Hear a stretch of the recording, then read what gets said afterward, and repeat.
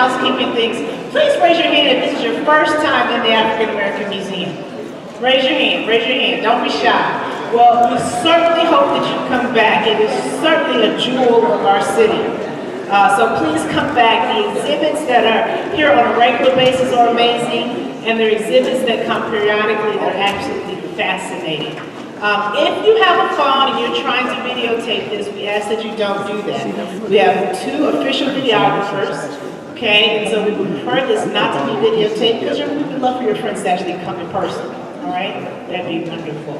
All right, we're gonna get started with a round of introductions from our candidates, and then we're gonna open it up to the audience. Now, I do ask that the audience questions actually be questions from the community.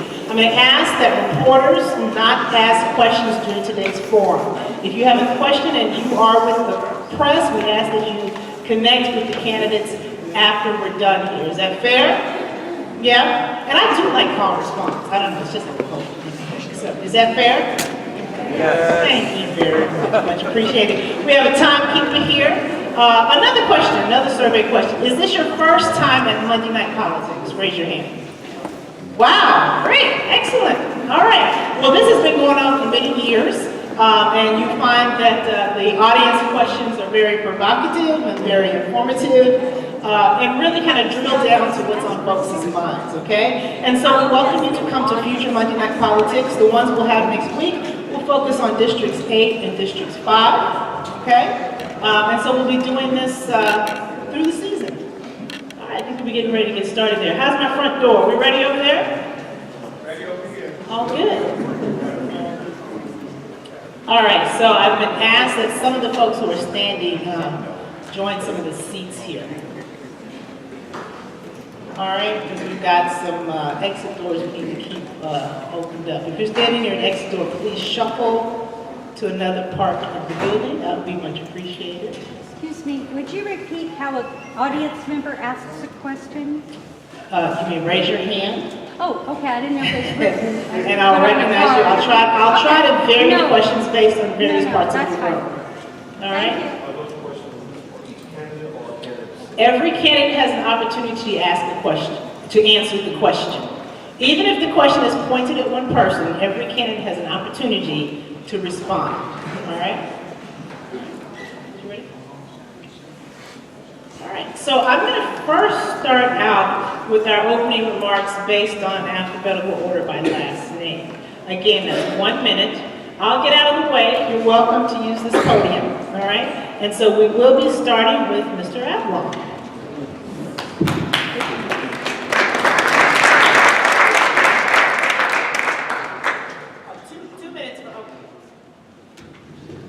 Well, I get to welcome everybody, so my 2 minutes is going. I was having lunch the other day at Elaine's, and my friend Tom Crowther taking me over there.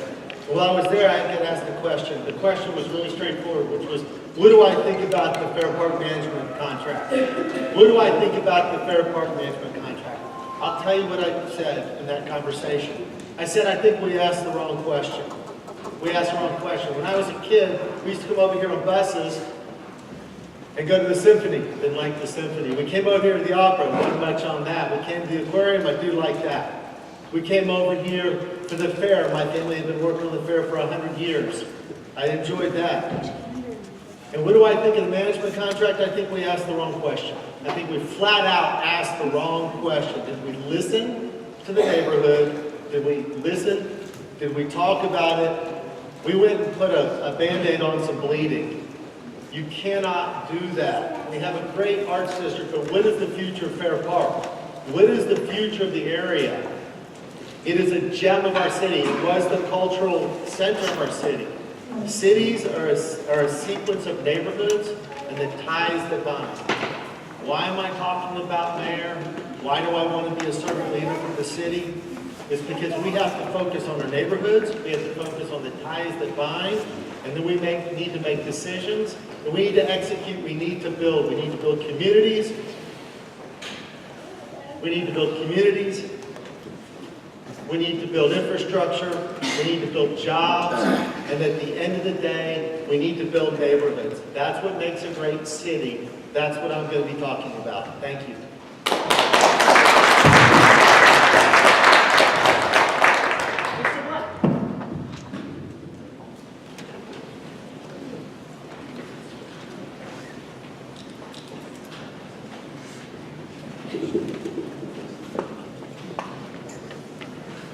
thank everybody for coming out tonight.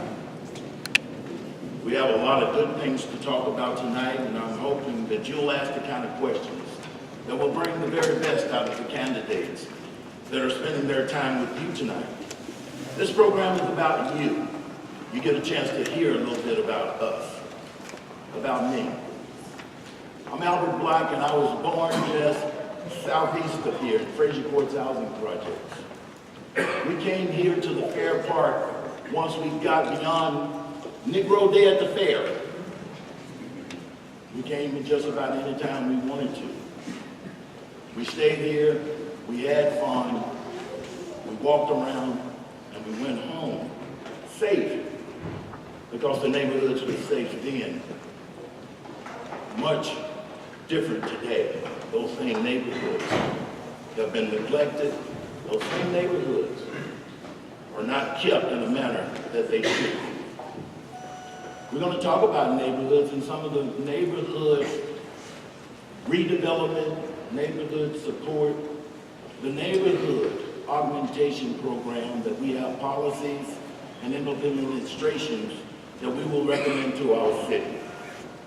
We're going to talk about economic development on a broader sense, and that is how this city can be so generous on a large scale to major corporations, but citizens down in communities are not feeling like that economic development is reaching them.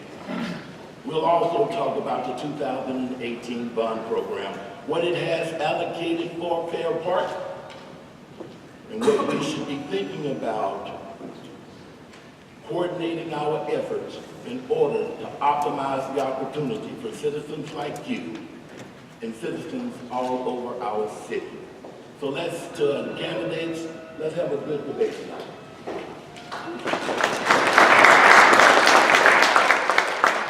Okay, next up we'll have Mr. Griggs, and if we could make sure the folks in the back here, if this mic isn't tall enough for you, you've got a second. Wonderful. Good evening, how are you all doing? Thank you so much for having me out. As she said, my name is Scott Griggs. I'm running to be the next mayor of the city of Dallas. I'm a lifelong Dallasite who has served the last 8 years on the Dallas City Council. And in doing that, I've worked with people from all over this city. And I know together there's not a problem we can't solve, an opportunity we can't seize, or a challenge we can't meet. I have more faith than ever in you, the people of the city of Dallas. And I recognize that we need a new kind of mayor. For too long, mayors in the city of Dallas have been focused on Dallas, the postcard. A city with pretty bridges, a city with a beautiful convention center hotel. But we need something more. We need a mayor who's going to focus on Dallas, a place where people live. And we can do that by focusing on our shared values. Transparency and accountability in government, strong, safe neighborhoods, and focusing on what matters, the basics. Let's take care of our streets, our parks, and our rec centers. Let's also take care of our first responders, make sure employees throughout the city of Dallas have high wages. If we do these things, we can build the city we want to see in the future. A city when you wake up in the morning where you can drive to work on beautiful, smooth streets. Or you can take DART to work and not have to wait outside. A city where economic development isn't just big projects coming. It's small projects that are rebuilding your streets in your neighborhood, bringing life to businesses, and making the city great, having the money spent in the neighborhood. That's the kind of city that we want to build, a city that's made for people. I'm Scott Griggs, and I'm running for mayor of the city of Dallas. Thank you. Next up we have Ms. Kennedy.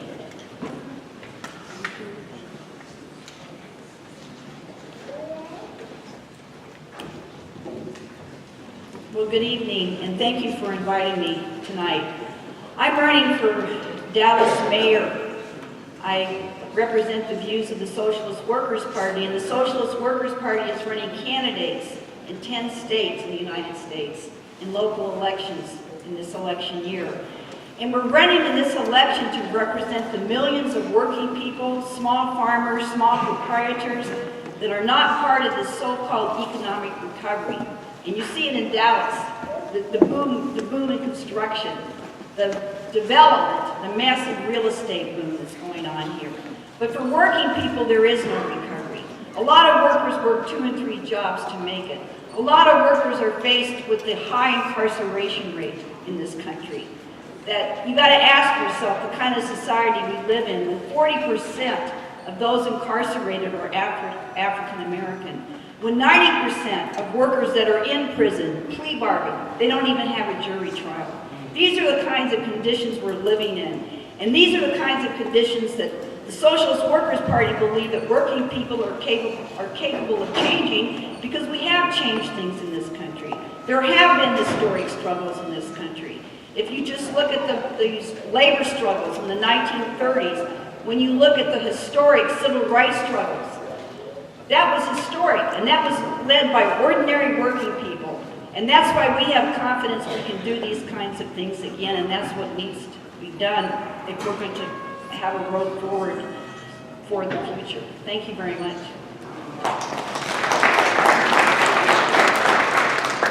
Ms. McTwain.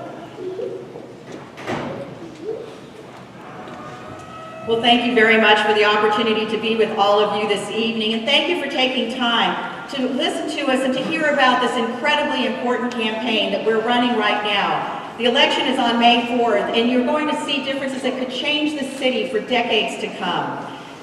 My vision for this campaign, and for why we need to be making the kinds of changes that we do, is that we need to build upon the successes of Dallas that we've already seen, but we need to ensure that every single person has the opportunity to achieve his or her dream. That's what we're talking about when we talk about investing in people, when we talk about people being our best resource. That's the vision of this campaign, and that's the vision that we need to have in Dallas going forward, investing in our people. I want to tell you just a little bit about where I come from and why this has been so important. Because I've been able to live the dreams because of the sacrifices my parents have made. My grandfather, who went into the coal mines at the age of 13. My father, who was the first person in his family to go on to high school and then into college. And then my mother, who went back to school with 4 children and got her degree and then taught at Thomas Jefferson High School. I've spent my entire adult life here in Dallas, and I have the experience to take us forward in investing in people. I have been the General Counsel of Children's Medical Center. I'm an attorney. But in addition to that, I have also been the Vice Chair of the DFW Airport Board, and I have served on many, many boards here, including the Girls Inc., including Child Care Group, and I have been the Chair of the Mayor's Task Force on Poverty. I understand the issues inside and out, and that is why we're going to need to have someone who can hit the ground running, not looking for any other kinds of positions. This is what I'll be focusing on for all of us here in Dallas. Thank you very much. My name is Regina Montoya. Thank you.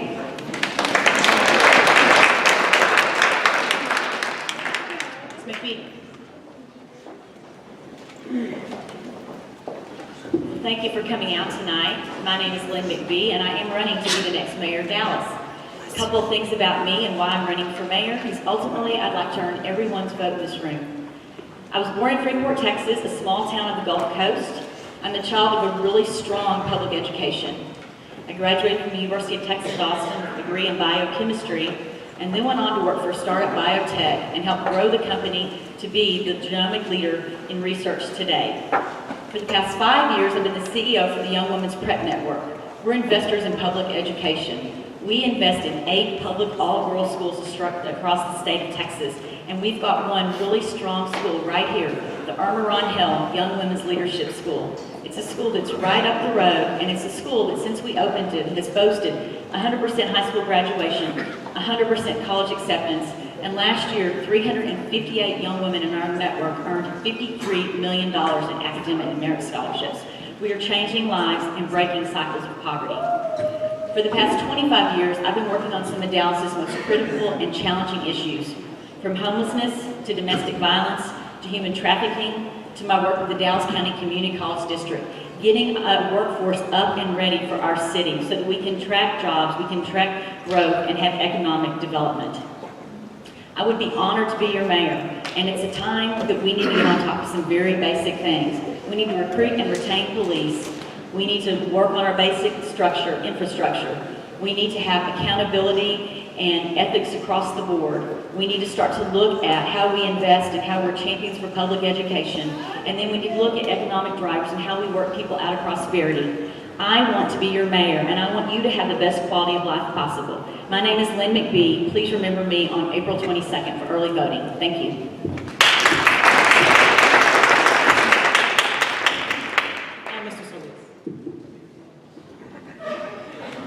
Well, thank you all for coming out tonight.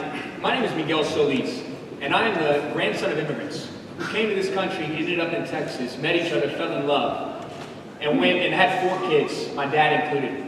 When my dad was 2 years old, my grandfather passed away in a chemical spill.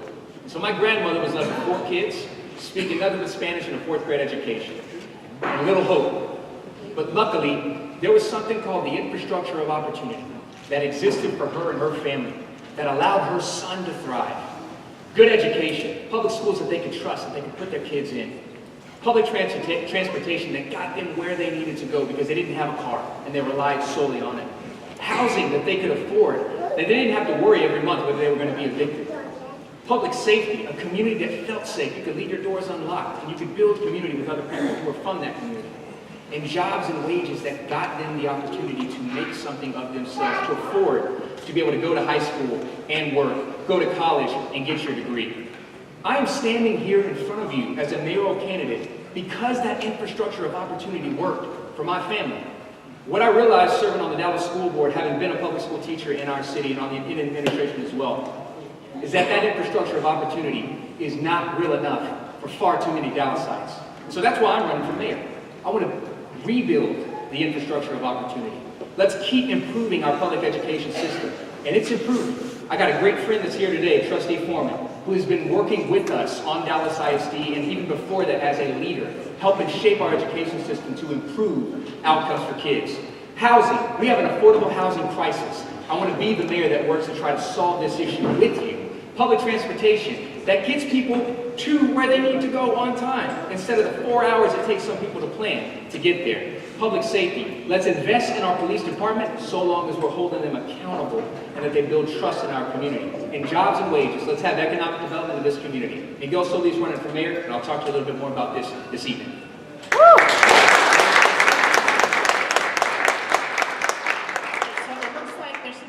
I'm not sure if that's by choice or not, but we've got 4 seats here. We have seats scattered about, so you can take this time as we transition to our Q&A.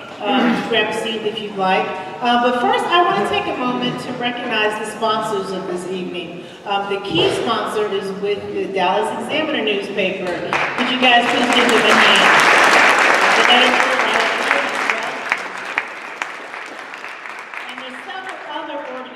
I won't name every single one, but I happen to be a member of one of them. But if you are part of one of the other organizations, please stand up so people can recognize you. I know the folks at the front table.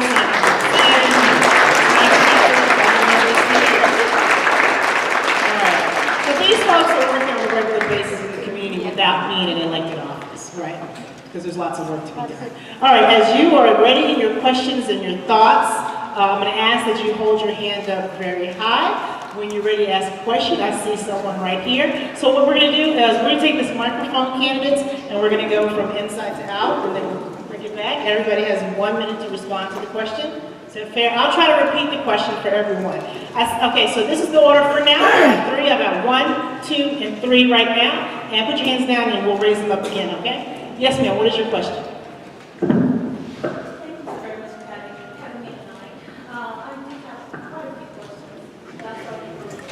Okay, you'll get 1 question from now. You can raise your hand later if you want another. We talked about rebuilding the police department.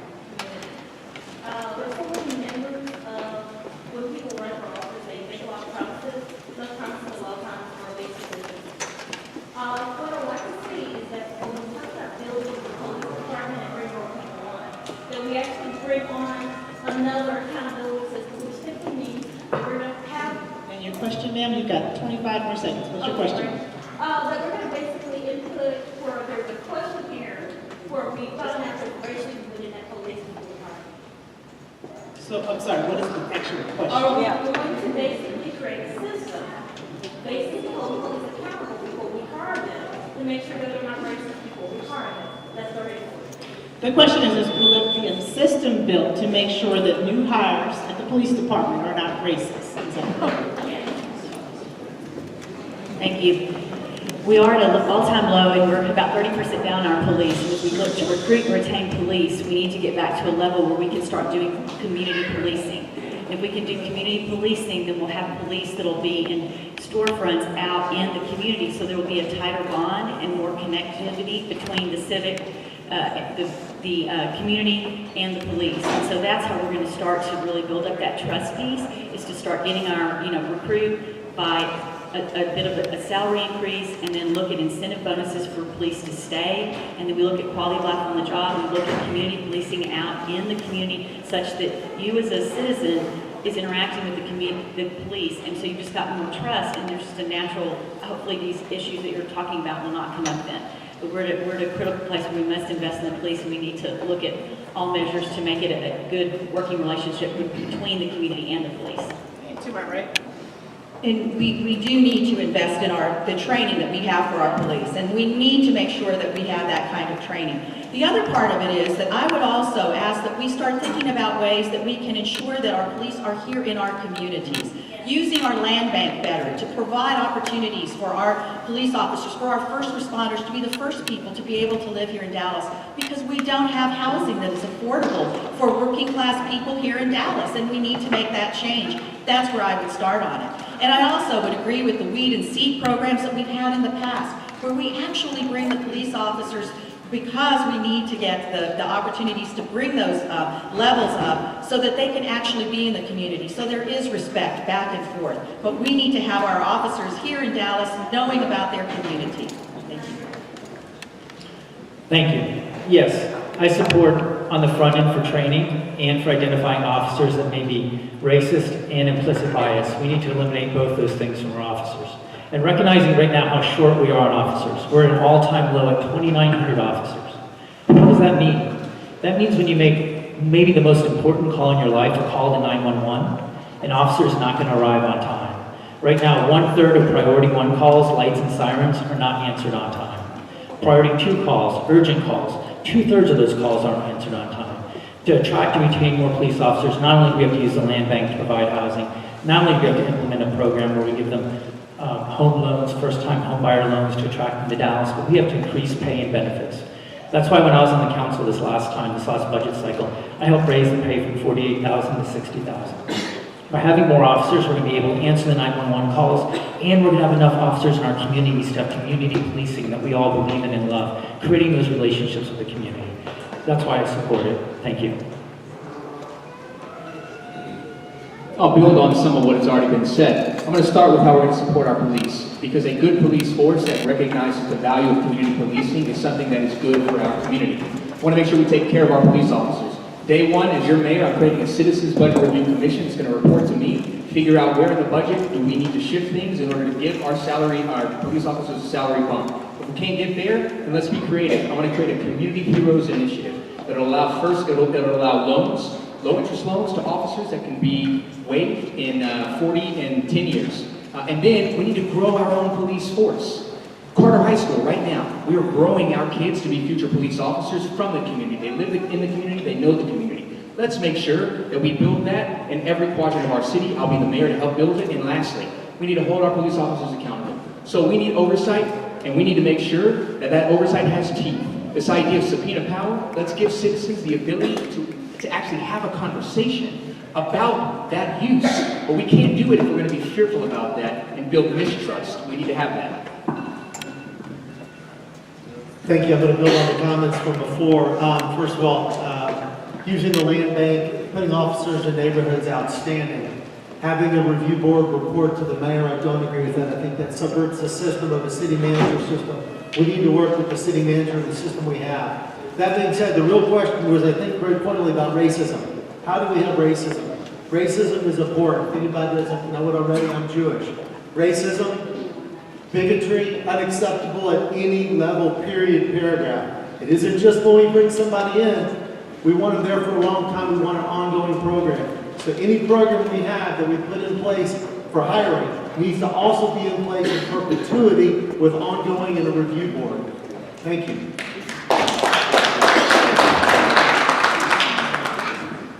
Well, I have a completely different view on this question than any other politician that's up here. Number one, we've got to continue protesting to make sure the cops that killed Botham Jean is convicted and jailed. She said that she did this, and we have to continue these protests. We cannot be naive that this is going to happen. Just look what happened in Sacramento, California. Issues of police brutality are very real in the United States, especially against working people, against black working people, against Caucasian working people, against Latino working people. Because the police are designed to met out punishment. And they met it out as much as they can, but they're held back a little bit because a lot of people have cell phones and are videotaping this, and the families are standing up to this. But you cannot reform the police in a capitalist society. It's impossible. You have to change the society. To deal with these problems, working people have got to take political power in this country. We have got to become the government. We have got to run these factories that we work in and solve these problems.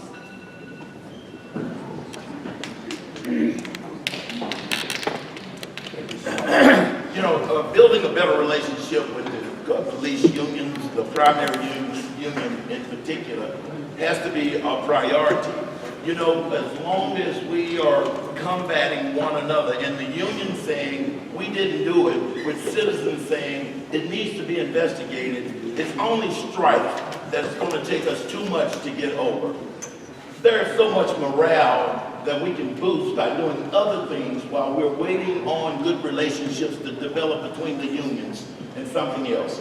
I am glad to see my colleagues as a part of this debate now talking about neighborhoods and what we can do to get the teachers and preachers and police officers and firefighters back in the neighborhoods that they want to live in. I'm glad that the leadership that we're demonstrating has other people echoing the idea of come back to Dallas, Texas. Come back, we're saying to all the police officers, where we want you in the neighborhoods that you can do your best work. Thank you very much.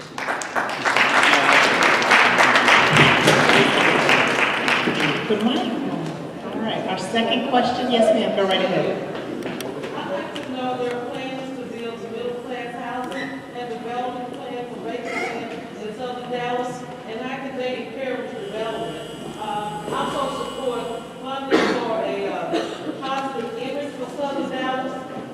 Images are problem in the southern South. So we'll take your first question, because it sounded like you had two. One was about, okay, so the question is related to housing in the southern sector? Middle-class housing. Middle-class housing in the southern. Development plan. Okay, so what's your middle-class housing and development plan for the southern sector? We'll start on the outside, so we'll start with Mr. Black. I think the answer is, you know, changing that terminology from I'm sorry, Mr. Black, can you use the microphone, please, because people are in the back. They're going to be here. What we can do is change that terminology from affordable housing to first family, mid-market housing, as you're referring to. I think it's an image problem indeed. I believe that people support what they help create, and as long as we have initiatives like the Southern Sector Initiative that are excluding people more than including people, that's creating a narrow sense of inclusion versus a broad sense of inclusion, we've got an incredible problem. And I think it's time for our city leaders to stop believing that people in Bishop Arch, I believe you're a district council member, don't understand how excluded they are. I think when we began to get included in those economies, we feel like we're employing people, improving infrastructure, adding to the tax base, and developing leaders in communities that need it the most. That's how we began to feel positive about our city and take it forward together.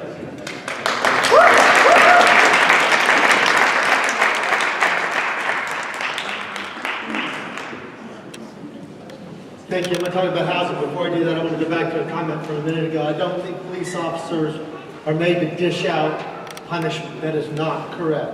We have great police officers, and anytime we have a bad actor, we need to get rid of them. If you call our police force bad people, I don't agree with it. That's not about race, it's not about color, it's just about humanity. Those people put on a bulletproof vest every day. We need to appreciate that. Secondly, I'm probably the only person on this stage who has built housing and done it for a living and knows how to do that. There's two things we can do in the southern sector to drive lower and middle income housing. Number one is we take the land bank, and number two, and we can put that to use both in multifamily and single family, and we can plow that back in immediately. We can also do it in small sections. And the second thing is we can upzone. We can add density, and that will bring the ability to get more housing in the southern sector. Those are facts. I know that because that's what I do for a living. That's where I can help other developers and accelerate the path of growth in the southern sector. Thank you.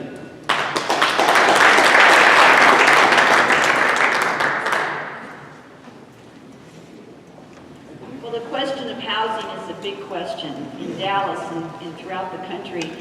You know, I've done a lot of campaigning throughout Dallas, and one of the big questions on people's minds is the high rate of property taxes and how property taxes are skyrocketing.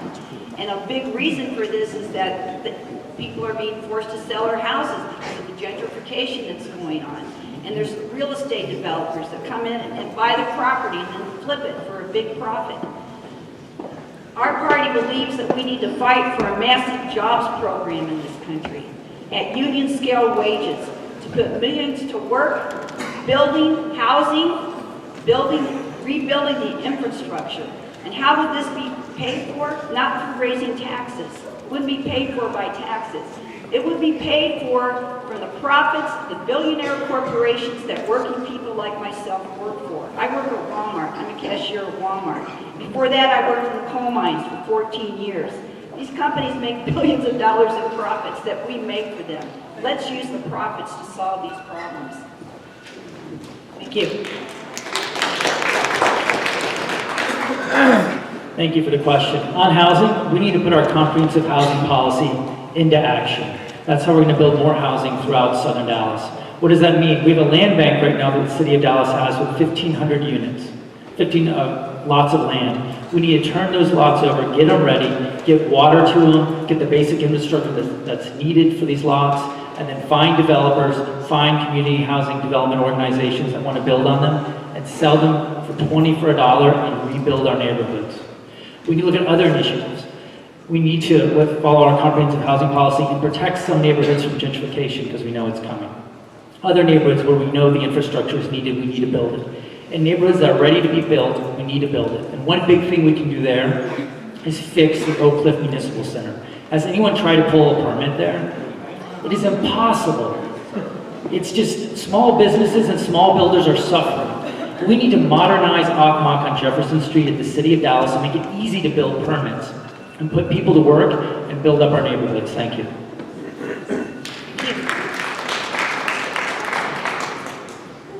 We do need to build on the current housing policy, which didn't exist up until a couple of years ago. Prior to that, the housing policy was, you better get out of our way if you're from the community, because we developers are going to run you out of town. It's been the story of Dallas. So the last thing we need is another developer to come in here and say, I'm going to develop your community and it's going to work for you. We need to build on the housing policy by creating guardrails around gentrification.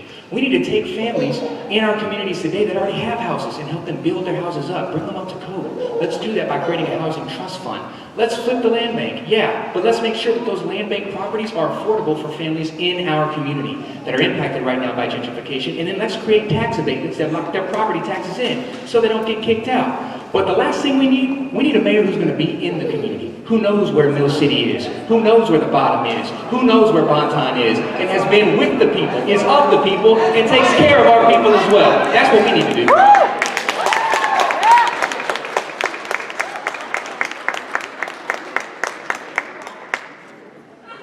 Okay, in addition to affordable housing, I want to talk about and bring into the discussion another kind of housing that the city needs, and that's permanent supportive housing. And that's housing for people that are in places like the Bridge Homeless Shelter. 100 people right now, tonight, voucher ready to go to a permanent supportive living environment, and guess what? There's nothing for them. And so they stay in the bridge, and we're unable to bring more people off the street and give them the kind of rehabilitation they need to go on and live in a permanent supportive living environment. So we've got to start to develop permanent supporting living houses in addition to affordable housing. We also need to look at multi-income, multi-family housing. Houston, New Hope Housing in Houston is doing an excellent job of doing multi-income, multi-family around places like where the Astros play. So you don't have to have transportation. You can go have a job at where the Astros play, and then you come home to a really great permanent supportive or multi-family, multi-income living environment. So we've got to think about permanent supporting, we've got to think about multi-family, multi-income, and affordable housing. Thank you. Thank you for that question. We have the highest percentage of people living in rental homes of any big city in Texas. And we have to solve this problem because this is an issue that also impacts us from the poverty level, because people, especially people of color in Dallas, are not able to create the equity that they need. So we need to put the land bank together. We do need to get this housing policy that was unanimously approved by the city council put into place, because we are down 20,000 units here in Dallas. The only way we are going to be able to create opportunities for people to get out of poverty is to be able to create this equity. We need better programs where we can make sure the developers can work faster on this so that we can get those 20,000 units in place. We also need to be able to get people into these homes, and that might mean ensuring that they're able to get their down payments together. We can create those kinds of opportunities for people, because those are the dreams that have brought people here to Dallas. The dreams of having a home, the dreams of getting out of poverty, and this is the first way we're going to be able to do that. Thank you. The third question is on the staircase. Hello, thank you for having this. And my name is Joanne Roan, and I support diversity in all types, not just race and age, but also gender and economic diversity. So what bothers me about the city of Dallas is we have 14 city council, 1 mayor, and we have very little female representation. We have 3 city council members. And the city council members appoint people to a variety of boards, and I have checked every single board. You have 30 seconds to finish your question. 80% male, and yet we have 58% female voting and 53.7% female population. Is there a question, I ma'am? want to know what you're going to do to incorporate more females inside of your boards and a lot of the other issues. Thank you very much. Fair enough. The question is, how are you going to incorporate females into your appointed positions and et cetera? And I started that way once, I sort of came back this way. So let's take it from where we left off before. I'm a woman. Yes, ma'am. The only city council person right I'm here. sorry, ma'am. We have already lots had and the lots of question. females. We've already had the question. Thank you. I'm going to ask you to respect the space and respect all the people in your Thank you, I'm question. sorry. Thank you. Thank you. I'm a woman running for mayor, and one of 3 women running for mayor. All types of diversity is something that I would champion as the mayor of Dallas.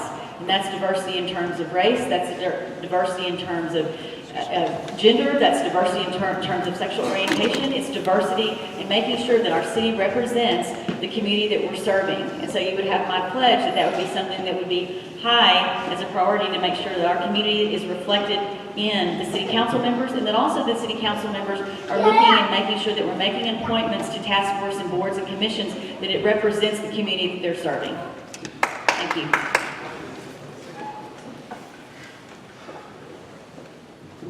Well, we could certainly remedy the issue of having a woman in the office if you had a woman mayor, so I would offer that as well.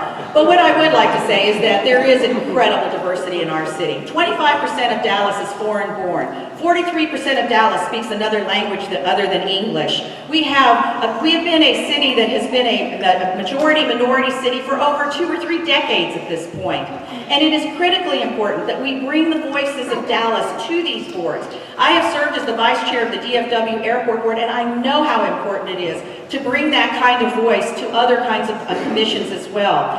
And so I would pledge to all of you that we do need to ensure that we have those voices at the table, and that we look at every single one of these candidates as ones that represent all parts of this city. And that's the kind of information, information that we're going to need as we interview the prospective candidates for these positions. I would pledge to you that that would be one of the most important issues for me. Thank you. Thank you. Yes, I'm committed to having diverse boards with respect to gender and race, and that's what I've done. On my plan commissioner, for example, on the top boards, I have Hispanic, and then on the park commission, park board, another big member, I have a female, Barbara Barbie. In fact, on the DART board, someone like Champion Dominique Torres is here, so I'm absolutely committed to diversity and having women in the boards. Thank you very much.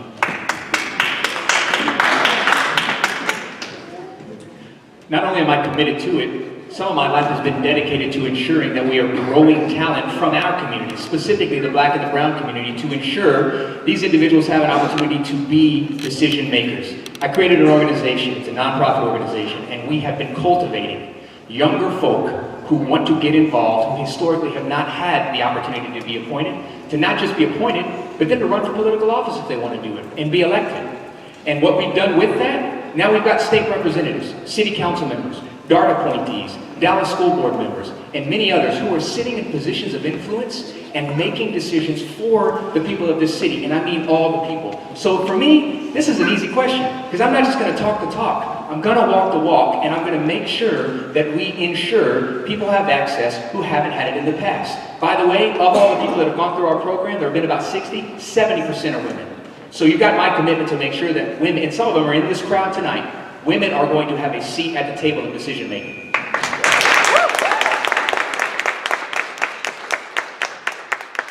Big question, easiest to answer by what you've done. That's the telltale. The mayor asked me to go put together the park for the city. We've been talking about the central park for the city for my whole 54 years. So we went and put that together, 7-person boards. We formed what they call local government core. It was important to me that when we set that up, we showed the diversity of the city. 7 people, 4 female, 3 male, 2 black, 2 Hispanic. That is how you do it. It represented the city. And they weren't just black, Hispanic, white, male, female. They were the best damn talent. You don't have to put people in places because of color or religion or anything else. You can find talent. I went and found the best talent. Anybody here knows Wendy Lopez? Anybody here knows Sophia Johnson? They were the best at what they do. That's why I picked them. They happen to be female, and that makes me happy too.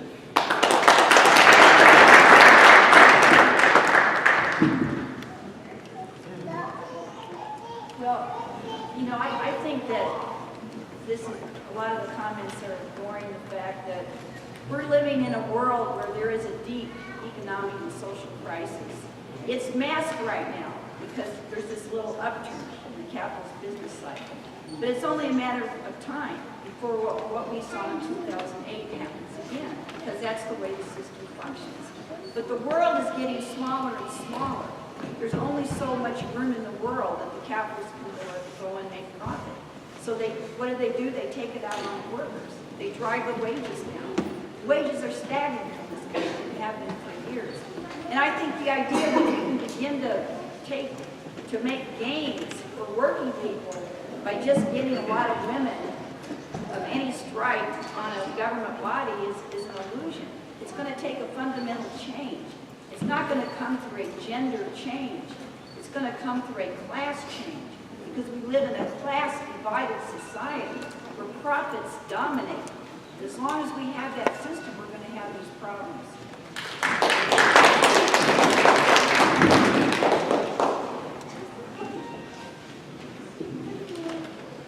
You know, the best way to judge for somebody what somebody's going to do is based on what they've done. And all of my adult life, what I've done is gone to work for large, complex, nonprofit organization while running a company for 36 years. Running that company, we've hired people, improved infrastructure, added to the tax base, and developed leadership that served all over the city of Dallas, throughout the state of Texas and beyond. We worked on things like higher ed. We've done work on public education, health care, philanthropy management. We've done housing. For those other candidates up here saying that they are the only one that's done housing, that's not true. I'm asking for the people here to investigate the resumes of the people running for mayor. And if you have anybody in this race with a more impressive civic resume, well then go with them and you'll lose me. I understand that. But I think that if you'll investigate, we have the most impressive resume. All right, so we're gonna gin up our next 3 questions. I haven't gone on this side. Sir, you'll be the next question. Just hold that thought. We'll do 2 more of those. Sir, you're waving your hand. You're the next one. And skull cap. Okay, so 4, 5, 6. All right, we're gonna go back to alphabetical order on this one. Okay. Question? As moving south, and we see industrialization, corporate development north. What will the mayors do, as mayors do, to bring more industrial jobs to our city, to our citizens? We talk about neighborhoods, but we need to talk about concrete employment for the southern sector, and not simply social development in terms of things on the Trinity. What can you bring job development to the southern sector? So the question was about economic development and jobs and industrial activity in the southern sector, and we'll go in alphabetical order. And just to remind you, your questions are limited to 1 minute each. Everybody in this room is probably qualified to run for mayor, but you didn't, okay? So let's let them talk, all right? Just when we need 28 more people up here.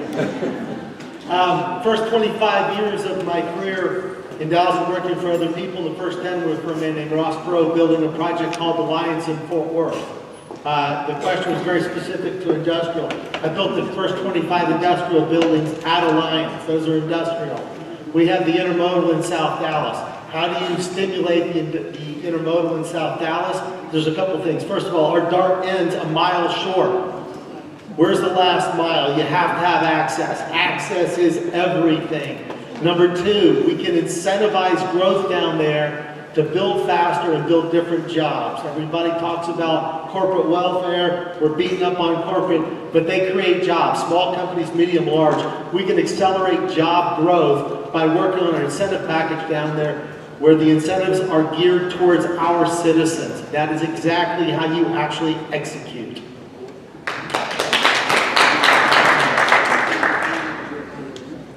You know, I think we can get real excited, as I have before, working at the Dallas Black Chamber of Commerce and then going on to work with the Dallas Regional Chamber of Commerce.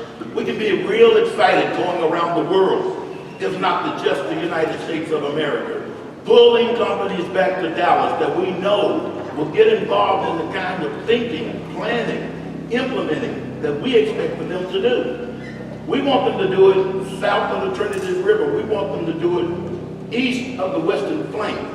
When you go out and promote the part of our city that we really want those type of activities to take place, we find that people are listening, they're learning, they're actually enthusiastic about it, and they come in and do it. Look at the periods of time in which I've led those organizations, and you'll see the period of times in which we led in employment and infrastructure enhancement. I'm proud of that service record. I hope you'll investigate so that you'll be proud too.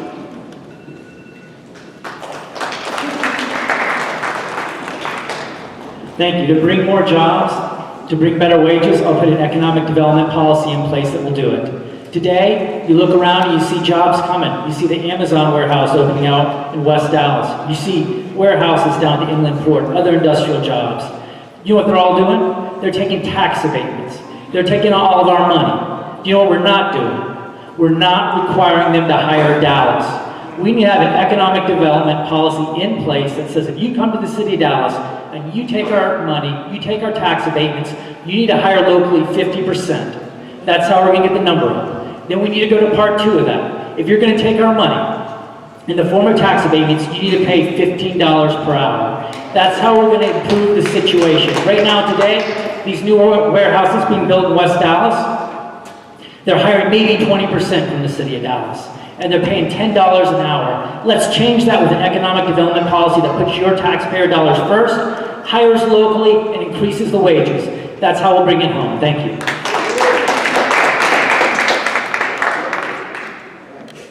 Well, I believe, I'm sorry. There's only one mic left.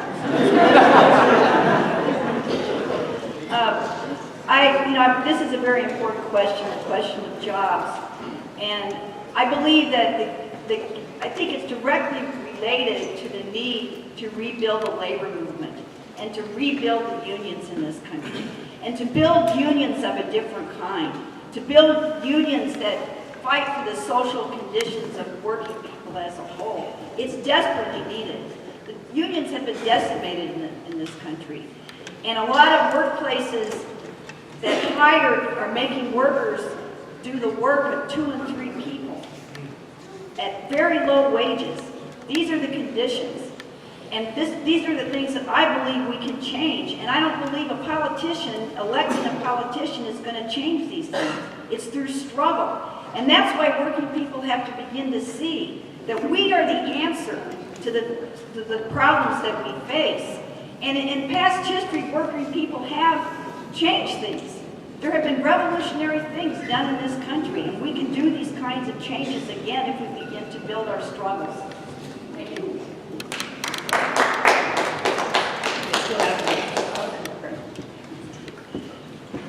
What's going to be important, and this was such a great question, is that, as I mentioned at the outset, this platform, the vision is investing in people. You've heard a lot about companies coming into Dallas, the last mile. But what I'd like to see is investment in our people. I'd like to see you be the entrepreneur who starts this kind of industrial parks, who brings this kind of business back to Southern Dallas. And it's going to be important, and part of my platform would be exactly this, that we invest in entrepreneurship, that we focus in on bringing the jobs back that you're creating. And how are we going to do that? Through workforce training, by providing you the opportunities to be able to be entrepreneurs, to build those kinds of businesses that are going to make a difference in our community. That's what we're not seeing at this point. We are not seeing the kind of investment in people, in our people infrastructure that's going to make the difference for our communities in all parts of Dallas, no matter the zip code.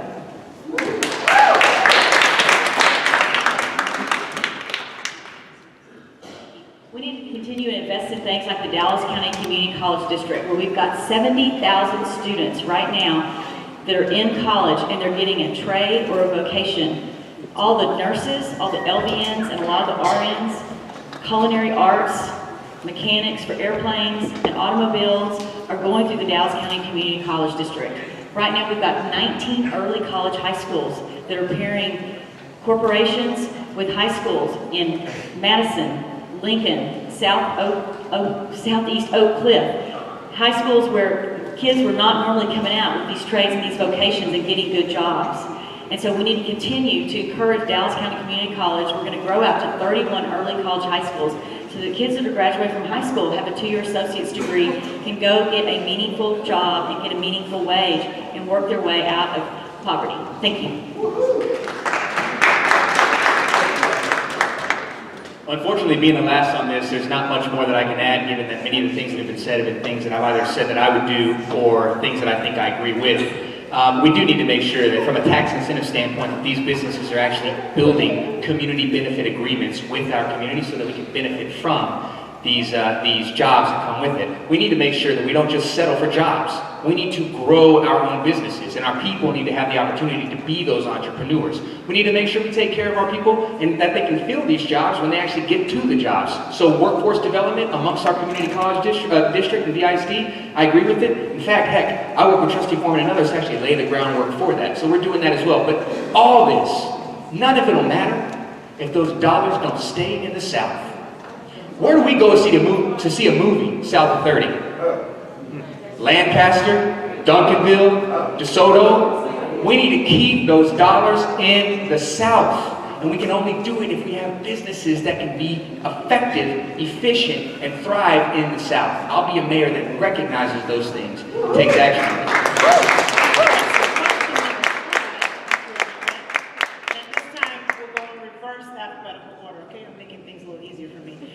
Question number 5 was from over here. Yes, sir. What's your question? 1 minute. Dallas Association of Realtors president. As you know, 70% of our renters can't save more than 50% of their gross income. Does any of the mayoral candidates have any implementation to regulate rent prices? Because as you know, if you spend 50% of your gross on rental, you can't save. Therefore, African American home ownership rated at 42%. So does anyone have any plan on trying to control the rental amounts? So the question is related to the skyrocketing rental prices in the city of Dallas, and if there are any plans to try to regulate that or deal with that issue. Again, we're going to reverse alphabetical. There used to be a presidential candidate who used to go out and say the rent is too damn high. Well, you know what? It's still too damn high, and it's getting higher every single day. So when you're spending 80% of your earned income trying to make rent, that's not going to cut it, and that's why most of our people are fighting eviction every single month. And the second you get evicted, now you're in debt. Now you can't figure out how to get out of debt, and then you end up doing some stuff that you probably shouldn't be doing, which means you're on the path to some other stuff that gets you caught up. So what can we do? We need to build on the housing policy that exists today. We need to make sure that when we work with developers, that there are actual benefit agreements in place that lock these rents in, or make sure that we actually have affordability within the rent by fighting against this Section 8 housing voucher discrimination that's happening right now amongst the state. Day one, as your mayor, we'll work to build a Section 8 non-discrimination ordinance. We'll pass it as a city. It can only go so far because the state's got to change that law, but I'm going to be a mayor who leads it because I recognize that our people are suffering because the rent's too damn high.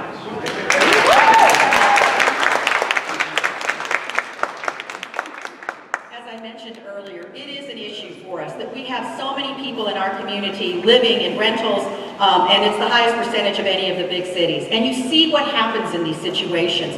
In the DISD, for example, when 40% of the children are moving within the school year because their parents are looking for just that little bit less in terms of their rental, or just that little bit less in the security deposit. So yes, we are going to have to not only work on the housing side, but we're going to have to work on the income side too. Because part of this is that we don't have jobs that people can use and that they're able to live on. That's the part of the problem that we're talking about. We have the lowest median income of any of the big cities in Texas. That is not sustainable for us here in Dallas. So that is where I would be focusing on as well, is not only just on the housing, but also on the income side. Because we want people to be moving into opportunities that they can move not just in the rentals, but into their own homes. And the only way we're going to be able to do that is if we have the kinds of jobs that people can live on.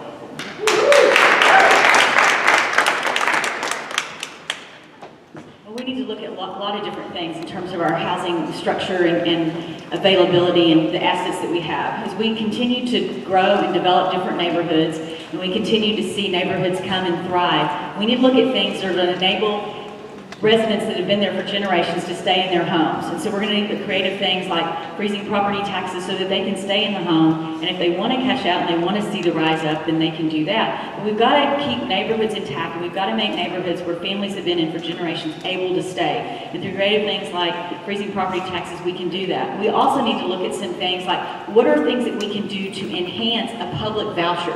And we've looked at this at the Bridge, where we have a master lease agreement with places that will take permanent supportive living environment people, and we're actually doing private dollars on top of housing vouchers.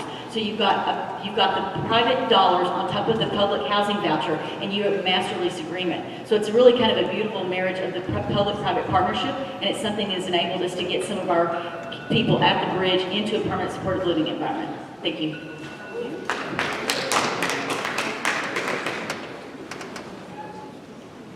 The question of high rents is not just a Dallas question. It affects working people everywhere. I do campaigning outside of Dallas because I think it's important for there to be links between working people in the cities and working people in the countryside.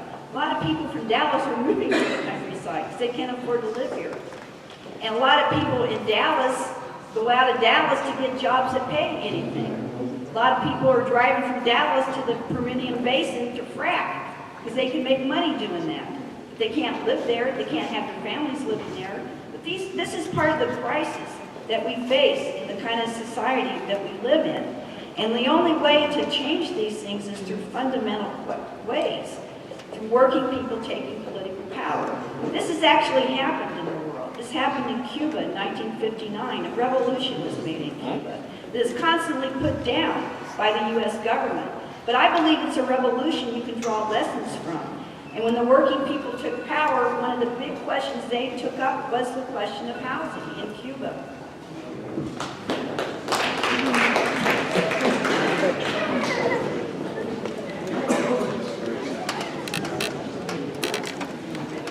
Thank you. We need to put into effect the comprehensive housing policy. The big parts of it that we need to put into effect are when these developers want to come in, they want to build new apartment complexes, they ask for zoning from the city of Dallas. They ask for money. We need to tell them in exchange for that, we're going to set aside a certain number of units and you are going to fix the rent and keep it at that level. Because that's your money and your zoning and your entitlements going into that. So we need something in exchange. Also with vouchers, we need to end source of income discrimination in the city of Dallas. We need to say if you have a voucher, you can go anywhere in the city of Dallas. And that's what we're working on right now in the Dallas City Council. And on that, that's something we need to fight the state. The state is keeping that from happening. Also, we need to help people keep in their places by areas they're about to gentrify, keeping down the taxes in those areas, fixing the tax rates. Then other people have homes that are in need of repair, but they can't pay for the repairs, they can't pay for the rent, or if the landlord's in that situation, instead of writing so many tickets, we need to use our funds available at the city to fix up those houses and fix up those apartments rather than punishing people. Putting these new kinds of policies in place will make a difference. Thank you.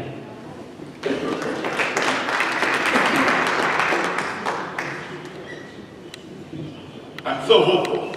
I'm so hopeful that what we can do is get Councilmember Riggs, get our president of the school board to join organizations like DHA as we've attempted to get them to join and go overturn DHA versus Walker, a lawsuit that prohibits the city of Dallas, DHA, Dallas Public School, in getting involved with the type of comprehensive housing strategies that you were promised you already had when they introduced just a year and a half ago. When we introduced that comprehensive housing plan that we didn't have before, we were supposed to feel satisfied. We're not. It is not until we overturn that lawsuit that we're going to have the ability to get people in the type of housing that they need to be in without it being a conspiracy to remove people that live in the inner city to the suburbs so that that political expediency can take place in Dallas, Texas.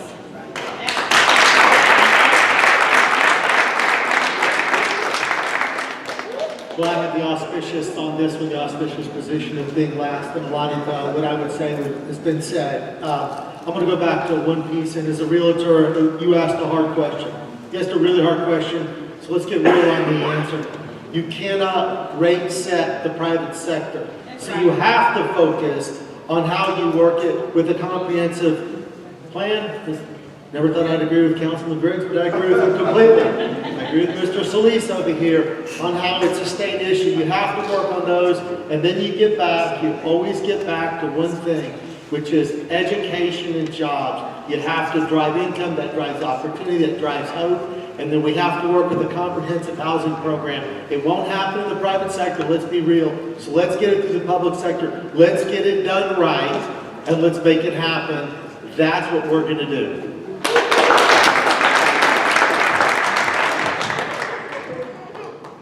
Our sixth question from the evening comes from Ms. Jones. 1 minute. Oh, it's not going to take that long. My question is for each one of the mayoral candidates. What are you going to do to drive the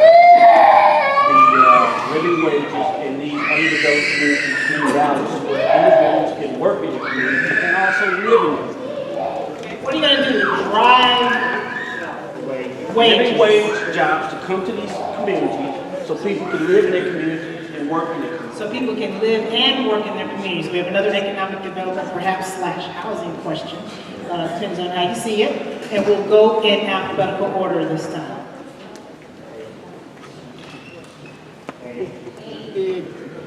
Hey. Got that all by myself. Minimum wage, $7.25 an hour, full work year, $15,080. Take out taxes, $14,000 doesn't work. Unacceptable. We know it.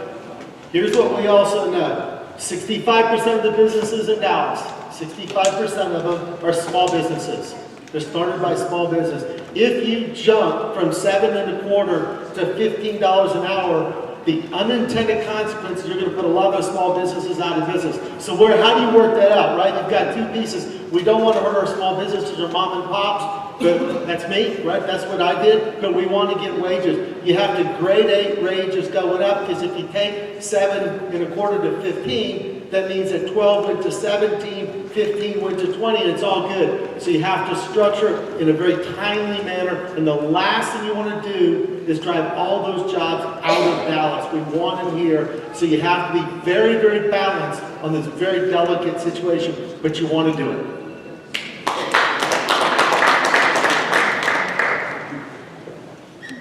I'm ready for us to ask the question. How is it that after all the minority business programs that we've had in the city of Dallas, all the MWBE work that we've had at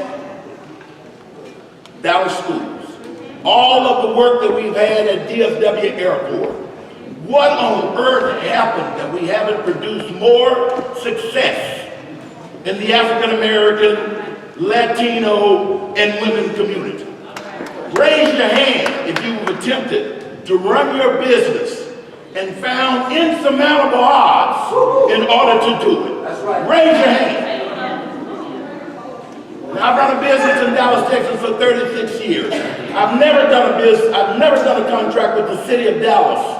It was swamp land that we decided not to go into. We found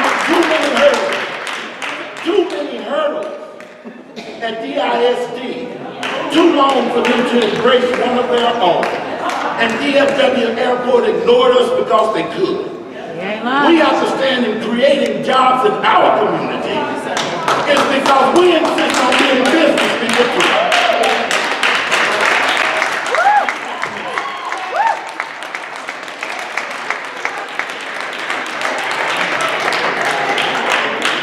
On wages, we need to increase wages, and the city of Dallas needs to set the example.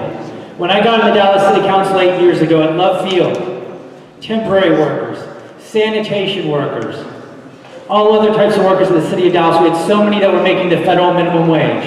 Over the last 8 years, we have raised those wages to over $11 an hour. And that has made a difference in people's lives. But that's not enough. What we need to do next is we need to raise the wages to $15 an hour.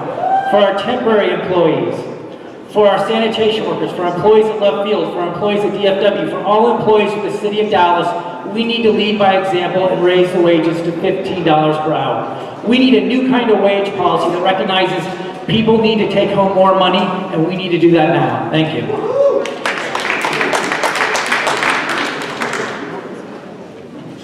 Well, I think the way we're going to get higher wages is by rebuilding the labor movement, fighting to organize unions.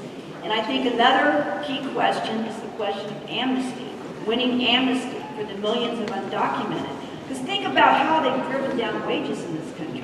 They've used the cheap labor that comes, it's a fact. That's a big reason why the wages have been driven down. It's because of the employers and the capitalists super exploiting primarily Mexican labor. But that's not to pit us against our fellow brothers, Mexican brothers and sisters. No, we have to unite together. And we have to win amnesty for undocumented workers in this country. You got to ask yourself, why have they failed to get an immigration policy in this country? Why is it focused on the law? It's because they don't want an immigration policy because they profit off of this setup in this country. And I believe we can win these things. Think about the fight against the Sensenbrenner bill. 1 million people marched in Dallas against this bill and defeated this bill. We can win amnesty in this country. Thank you.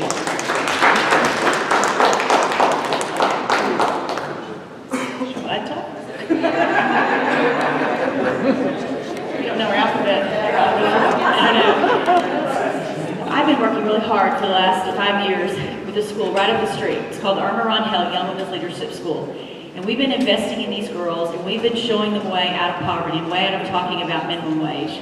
We've been investing in them and showing them the way to be leaders, to be healthy and well-balanced individuals, to have STEM careers if they want it, because they're all girls, and to go on to college and to graduate from college. And I am so proud that since we've been investing in this work and we've been partnering with DSD on this great school, that 100% of our girls have graduated from high school, 100% have gone off to college, and they're earning on average $250,000 in academic and merit scholarships every year.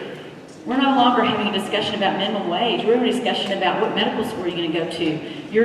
You've got too many job offers. What can you possibly do? So investing in public education, investing in things like Dallas County Community College, where we've got people that are coming out making $150,000 on trades and vocations that we desperately need. We must continue to invest in public ed. We must invest in things like Dallas County Community College and invest in our people and believe in them because they can earn these wages. Thank you.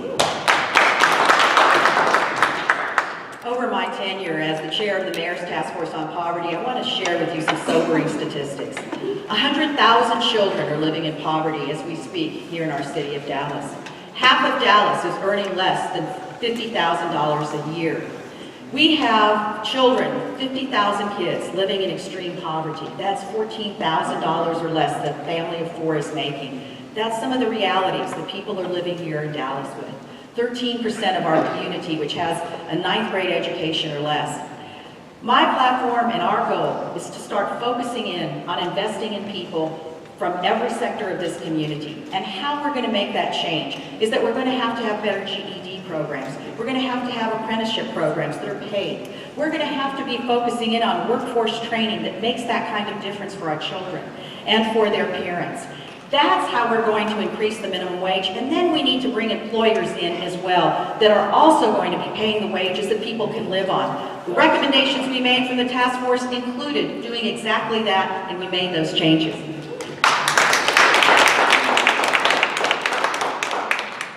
You know what, this isn't the first time that we've been asked this question, and in fact, some candidates have given answers that get around the idea of what you just asked. How are we going to pay people a fair wage? Let me tell you, we've heard from business owners who have said that if we just get these public institutions to start giving us more MWBE stuff, then we'll be good to go. What you didn't hear the business owners say was what they're going to do for their own employees to pay them wages that they can make it on. Let me tell you, you hear about the economic effect on a business. I was in True Lee Missionary Baptist Church on Sunday, and I talked to a lady in the pews, and you know what she told me about? The I'm broke as hell effect. When I was in DISD, leading the effort, 800 hourly employees now make up to $13 an hour. They were making the federal minimum before. I led the effort and worked with our board to increase those wages. We need a mayor who's going to do more than talk the talk, walk the walk, and fight for our people in our public institutions, and then work with businesses who want to pay their people a fair wage. That's what I'll do.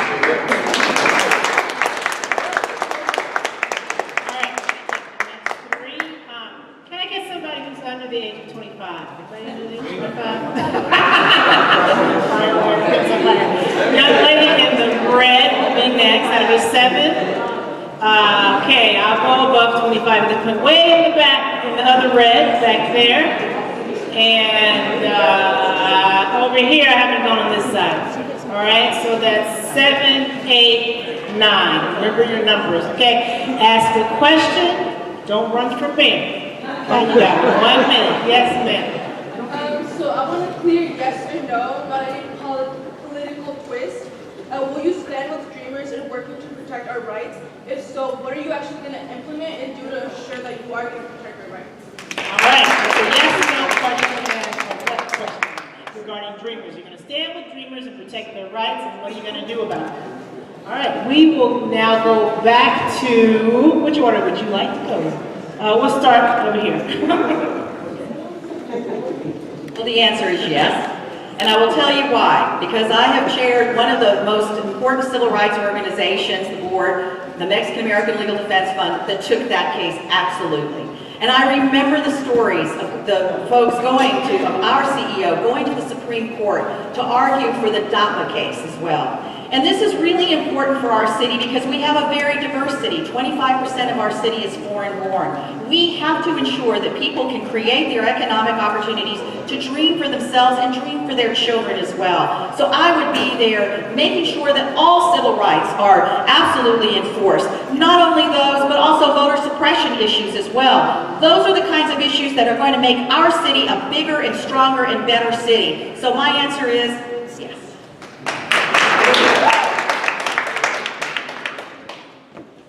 Thank you for the question. My answer is yes, and it's what I've been doing for my work for the last 5 years with the Young Women's Preparatory Network, a network where we've invested all of our time and great resources getting every girl to and through college. So I would not stop yet. Thank you.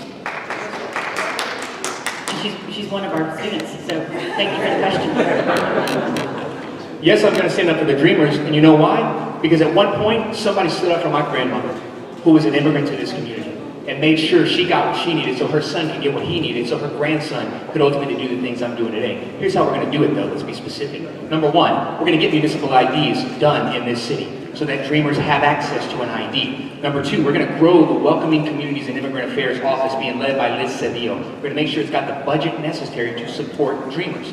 Number three, I will build a coalition of big city mayors from Texas. We'll create a joint legislative agenda, and we'll go back to Austin next legislative session and work to reverse SB 4, which has put too much fear in our community. And that fear amongst our undocumented population is not good for any of us in this room. So we need to stand hand in hand with our Dreamers, ensure they've got the opportunity to be successful, and at the end of the day, push towards a comprehensive reform we know they need in order to be able to thrive and maximize their potential in our city. Woo!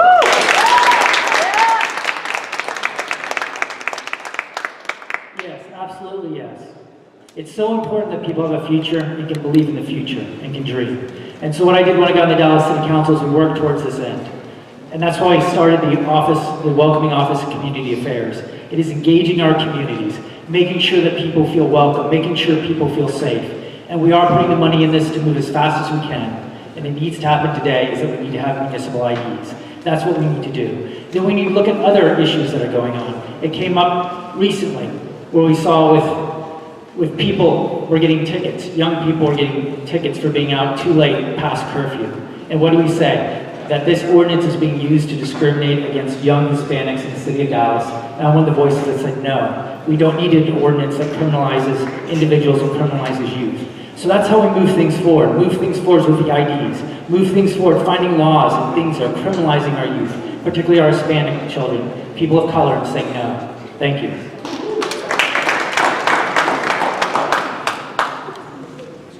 Yes, I support the rights of any worker or young person in the United States that is considered undocumented or illegal because they weren't born in the United States.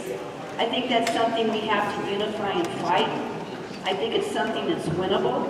I think it's totally winnable to fight this and to win this if we build a movement that unites working people and fights to win amnesty. You know, amnesty is not something that's made up. It's actually, Reagan, when he was president, there was an amnesty. One of the Bushes extended the amnesty. It's not like it's an unheard thing, but it's not being discussed today. It's not being discussed, and it needs to be discussed.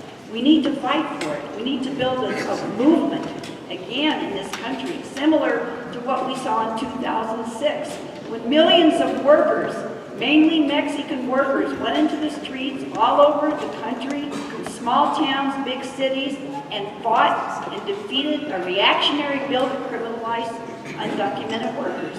I believe we can do this again, and it's needed. Thank you. We're going to go here, and we're going to go to this. Yes.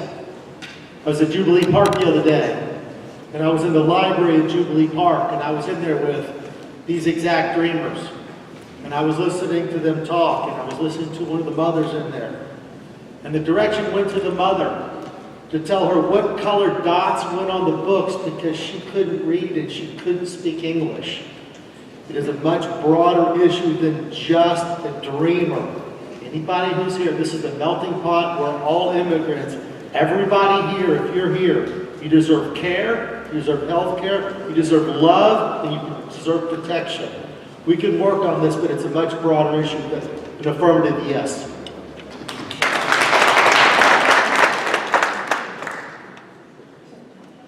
You know, growing up with 5 sisters, we played hopscotch. I'd get out there and try to beat them. Seldom did I do it. However, one of the things you learn to do when playing with 5 sisters is you get right to it if you had a chance to win that hopscotch game.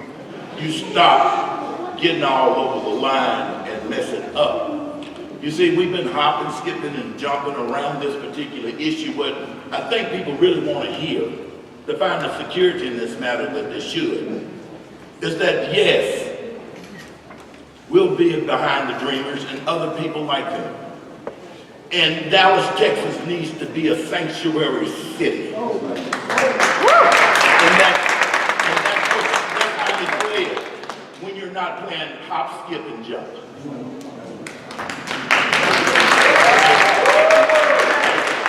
right, our young woman in the red, yes. So we talk a lot about breaking cycles of poverty, and that starts young. That's why we start to talk about pre-K. When kids go to school, parents can stop paying for childcare, and they go back to work for those who cannot pay for childcare. So as mayor, what would you do to support, what is your role in supporting pre-K for all, and not just pre-K for all, but also full-day pre-K for all? Do you support it in the first place? So the question is, do you support pre-K for all? And what would you do as mayor regarding support for pre-K for all, if in fact you do support it? We'll start where we left off. Sorry, full-day. Full day, I'm sorry, full day pre-K. For those of you who don't know, sometimes it just goes till noon or it's half a day. As chairman of DHA, the organization formerly known as Dallas Housing Authority, we were able to incorporate daycare centers in all of our new developments. So here's what we know. We know that a part of new living developments, you can incorporate that daycare issue. And then you can have the kind of communication with our school district that is good communication, that is cordial, that is productive, that allows for us to say, we're going to respect the jurisdiction of Dallas Public School. We're going to go to their competency to plan this. Hey, they're better at this than we are. And then leave it up to the school district. And I think that Miguel will do a fabulous job in the years to come as president of the school district.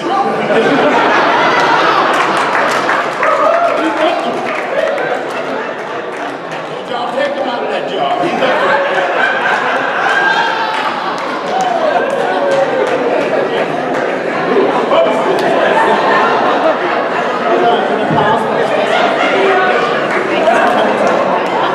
All right, here we go. Breaking the cycle of poverty in early childhood. My mother grew up in an orphanage. That's what broke her cycle of poverty. My mother died when I was young, and education saved my rear end from a lot of different things. We know that we have a taxed out school district. Just Liz can talk about that in great detail. So where does that money come from? You have to talk about that also. Do we need early childhood? Yes, that is the absolute best leader of quality education and the health of kids, because when you get in there, you're also getting your full health care system. So when we talk about this, and I'm going to talk about this more, I'm going to talk about the full package. You also have to talk about how you pay for it. Because happy talk doesn't get stuff done anymore. It's about execution. Whether we're talking about housing, whether we're talking about ethics, or whether we're talking about early childhood, every plan has to be comprehensive going forward, because happy talk sounds great, but we cannot have any more broken promises.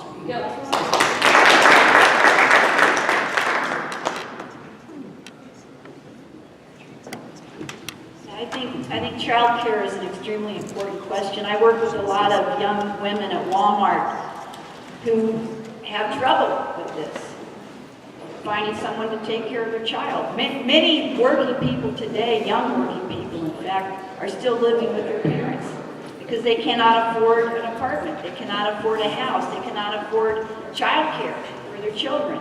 These are realities that we're facing today. This is part of the new homeless in the United States, by the way. This is part of the homelessness that exists in this country, which is deep. And it's part of the crisis that we face. And I believe that You know, childcare did exist in World War II when women went into the factories to take the place of workers that went into the army to fight during the war. Many companies provided childcare for the women. So is this an unsolvable question? No. But it's not solvable in a society where profits are out of everything. And that's a fundamental question we have to address.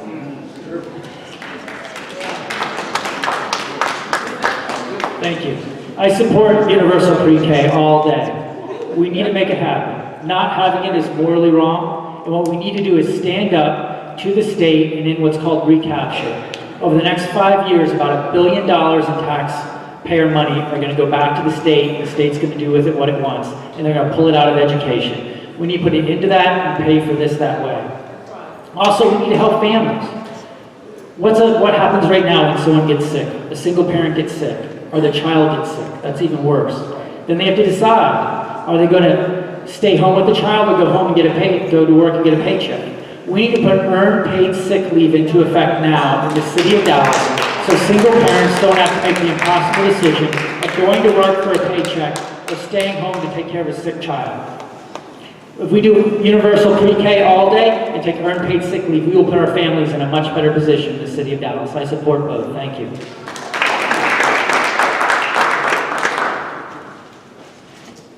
Universal pre-K is absolutely something that I'm going to push for, but I'm not just pushing for it in words, I've done it. I wrote the first pre-K policy in the history of DISD, worked with my colleagues who've been great allies. We got it done 9-0, and now 15,000 kids are getting 3- and 4-year-old pre-K. Now the question comes, how do you expand from that? Because there's 20,000 kids right now that need to be getting high-quality pre-K, but they don't have access right now. How do we get them? Number one, let's start building interjurisdictional partnerships with municipal institutions, county institutions across this city to identify the facilities that we need, to place classrooms there, so that we can then get high-quality educators that right now have the ability to be able to teach these kids in these facilities. You need a mayor who recognizes what the work has already been to get us to this point, and then know DISD like the back of their hand. And lastly, don't expect to take over DISD. I've been a board member where the city tried to take us over. We need to be a good partner, and I can be that partner for you with the new future board president of Dallas ISD.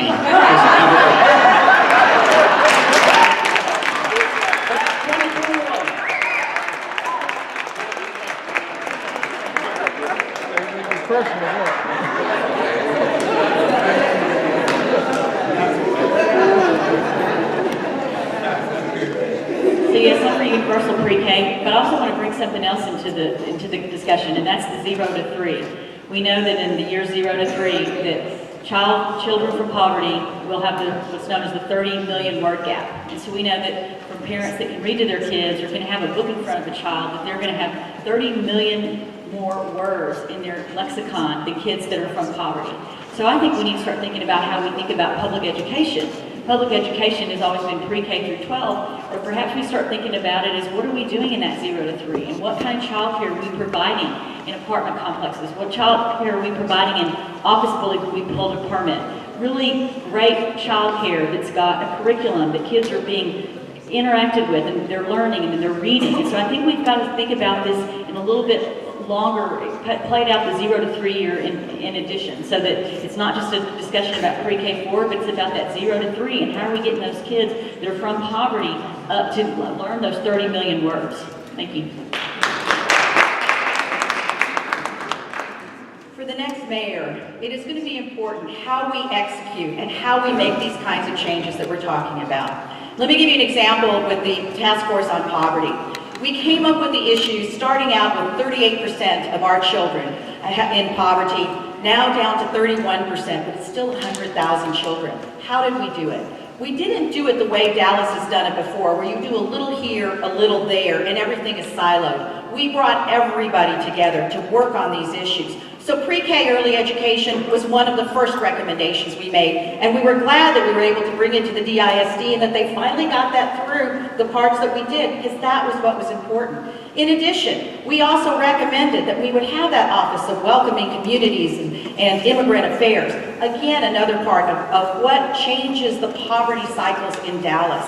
but we also have to do quality child care as well. And that's another one of the items that we were working on, which we get through the workforce training. That's how we pulled it all together, is doing it systemically, operationalizing it, and making those kinds of differences. Thank you. Our ninth question for the evening. Hello, my name is Reverend Donald Parrish, truly Missionary Baptist Church. We've been around for 109 years. We also just founded a steady hand nonprofit deal with mentoring. One of Dallas's biggest sins is 7 miles away from South Dallas is University Park and Highland Park. You take any stat and they lead in, and we are in the bottom end. Rate of recidivism, illiteracy rate, joblessness, etc. How are you on the record? And don't give me education, don't give me providing jobs, don't give me the What's the question, sir? The question is, we just had a mayor who said we're gonna grow south and jump over South Dallas. What are you gonna do to help South Dallas Fair Park become what it needs to be outside of the Fair Park leadership and outside of dreaming for education and getting to educational debt? What is gonna happen here in South Dallas is gonna change lives? Thank you. What is going to happen in South Dallas proper, near South Dallas, near Fair Park, that's going to change lives? We're going reverse order number 4. So we have neighborhoods of concentrated poverty in Dallas that are 70% of the people are living in poverty. And those are some of the areas in Fair Park. We have to use the opportunity zones. We have got to bring investment in, and we've got to do it with laser-like focus. We cannot have in Dallas neighborhoods of concentrated poverty of 70% or more, because all the businesses leave at that point. There will be no businesses. There will be no opportunities for jobs within that community. Transportation becomes then an issue. So it is, again, investing in people. And I would put a priority, not just in addition to Fair Park, but all of the neighborhoods of concentrated poverty that are 70% or more. That is going to be day one when I'm going to be looking at how we can do just like we did on the task force. Putting it in step 1, step 2, step 3. The drivers that have created that kind of disinvestment at that point. That's how I would do that. Thank you. Otherwise, Sure, so my team, we're doing some work right now. We're working on Mill City, and we've got a corner store that's being developed right now. So we're investing in that area, South Dallas, that you're talking about. It's a partnership with Habitat for Humanity. It's a developer that we're working with and a member of my team, and she's developing that corner store. So there will be food there. It'll be a convening place for people to come in the neighborhood, and I'd love to give you a tour of it, because it's work that we're doing right now. Also continue to invest in, I know you talk about education, but my girls' school that's right here, getting those girls to come back and work in Dallas and bring it back to their families. But I want to take you on a tour of the work that we're doing right now. Thank you. Well, first off, Reverend Parrish, I'm not going to give you a tour. I'm going to ask you to give me a tour. This is your community. Number one, we've got to have a mayor who actually invests their time and effort in the South, specifically the sunny South. So number one, more than anything else, mayor's office hours. I'm going to open up the city of Dallas, my mayor's office, to you. You're not going to have to come to me. I'm going to come to the sunny South. I'm going to open up my shop, bring city code, bring economic development, bring police, bring fire, sit down and listen and talk with the people about the issues impacting them. Number two, we're going to make sure, as we think about this land bank development component, that land bank development actually develops without pushing people out. We need to have a neighborhood change index. I'll put that in place with the city housing policy, and that will create community benefit agreements. We draw zones around the development that locks in affordability and jobs for our people. We're going to keep improving the public education system. It's hard to talk about economic development without saying we're going to dive deep into making sure our public schools work. I'll be the mayor that works on that end. And then lastly, well, I can't even say what I'm going to do then. Thank you. Thank you. What we need to do is make this a priority. For Fair Park, right around it, the wall needs to come down and we need to build a park right away. We can't continue to wait for the wall to stay up around between the community and the Fair Park grounds and for there not to be a park. Also, we need to invest in the community. You look at what's happened in North Oak Cliff, where I live and the area that I've represented. We made small investments between the building that benefited local landowners, benefited local businesses with local employees. You saw it on Bishop, how it turned around Bishop. You see it on Jefferson right now. That is how we can change things. The city can do its part here by tearing down the wall, building the park right away, and then going out into the community on the streets, like on Grand, make these streets beautiful. put in street trees, put in the pedestrian amenities, just like we've done it. It's worked in other parts of southern Dallas, over in Bishop Arts on Jefferson, and it can work here, and it can work here tomorrow. There's no reason people have to wait longer for economic development over here. Let's make it happen. Thank you. Well, I believe the class divisions that you described will always exist in the kind of society we live in. There's no reform, there's no policy of any local, state, or federal government that's going to qualitatively change things. There just isn't, especially when you're in the kind of world economic slowdown that exists in the world today. The problems of capitalism are deep. Capitalism has not been around for very long. It's not a long, it's what, 100 or so years. But it's outlived its ability to meet the needs of the majority of people. So you have these deep social and economic problems that always exist. You have famine in Africa. Think about those questions. You know, you laugh, but these are real problems in the world today that are solvable. If we have a class that takes power, that is not there to exploit the labor of working people. I invite you to go to Cuba, to be part of a brigade and see a kind of society that is accomplished. Thank you so much. When I walked up here tonight, I didn't give my resume. Didn't talk about it, then I started talking about Fair Park. I said we didn't listen, we didn't ask the right question, and then we didn't listen to the answer. You asked a very exact question. What do we do here in Fair Park? I don't think we should build a park. This was the cultural hub of our city. It was a job center. Putting a park or rebuilding a huge park here doesn't create jobs. We should go back, ask the question again, and renegotiate that agreement if we need to. Part 2, opportunity zones. It's a new federal mandate.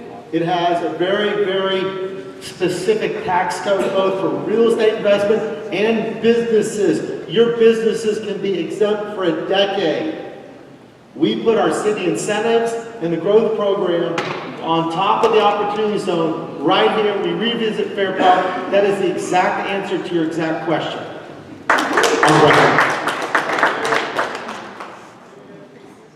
Mr. Black? Yeah, you know, I'd just like for us to get our facts straight. Opportunity zone financing out of the federal government is terminated at the end of 2018.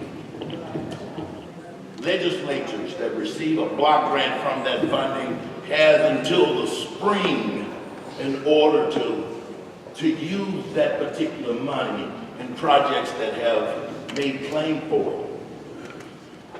If we do not have a legislator, in this case one that's representing this particular area, that has claimed that money and tried to bring it up here, well then we won't get it. You've missed it. You can't go back. Now there may be new legislation introduced, but we've missed that, and that's a shame. From the city to developers to representatives to others that are familiar with this legislation are in place to represent people, it is shameful that they haven't. And I'm asking for accountability and good governance that will make sure that that doesn't happen anymore. All right. Thank you. All right, so it's 7:46. I'm going to get out of 8 o'clock. So I'm going to take 2 questions. I'm going to take one on the side. I'm going to take one on the side. In the beard, gentleman in the beard, and right here in the brown shirt. All right? And quite a personal privilege. If we have any journalists in the room, maybe journalists who are new to Dallas, please understand that south of I-30 is not just South Dallas. Okay? We've got South Dallas proper, which is related to the question we just had. We have Oak Cliff, we have Pleasant Grove. Pleasant Grove different from Far East Dallas. Right? We've got West Dallas. Right? So please take the time please. Allen Hill, and we are further south than you. Who's Fair Park? We love Fair Park now. I don't believe y'all been telling us that. So just to be clear,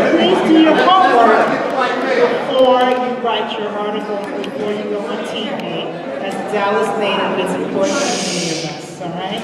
So we're going to take that question. It's going to be a 1 minute or less question and not a comment. So in light of recent news, my question to you all is, what percentage of your campaign money comes from developers? And looking at numbers, it's a lot of those.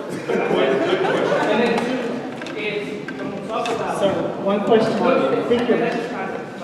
then when you all represent, are coming here to represent the people, right? When we talk about the solution for housing, it's all about developers, right?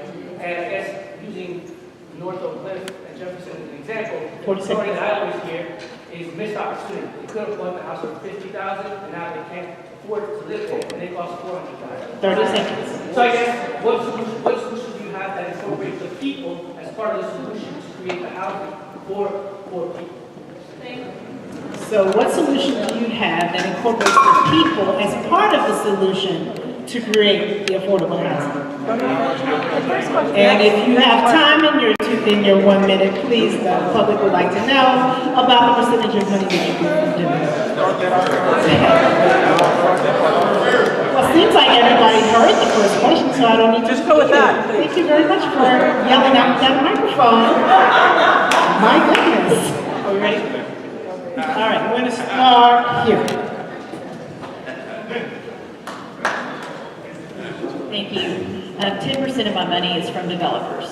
And in efforts that I've been involved in, when I'm working on things in the community, I always get the people that live in the community at the table to help me understand what's important to them. So if I was going to develop your community, I'd want you at the table to tell me what's important, to tell me what you need, to tell me what you're missing, to tell me, what are the priorities for your community. So 10% and what was this? Am I answering the second part of the question? I know the first part.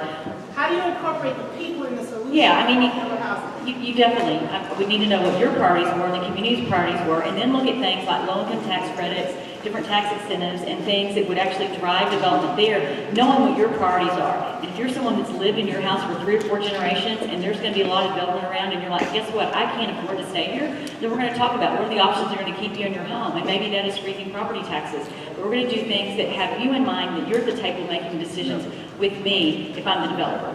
Thank you.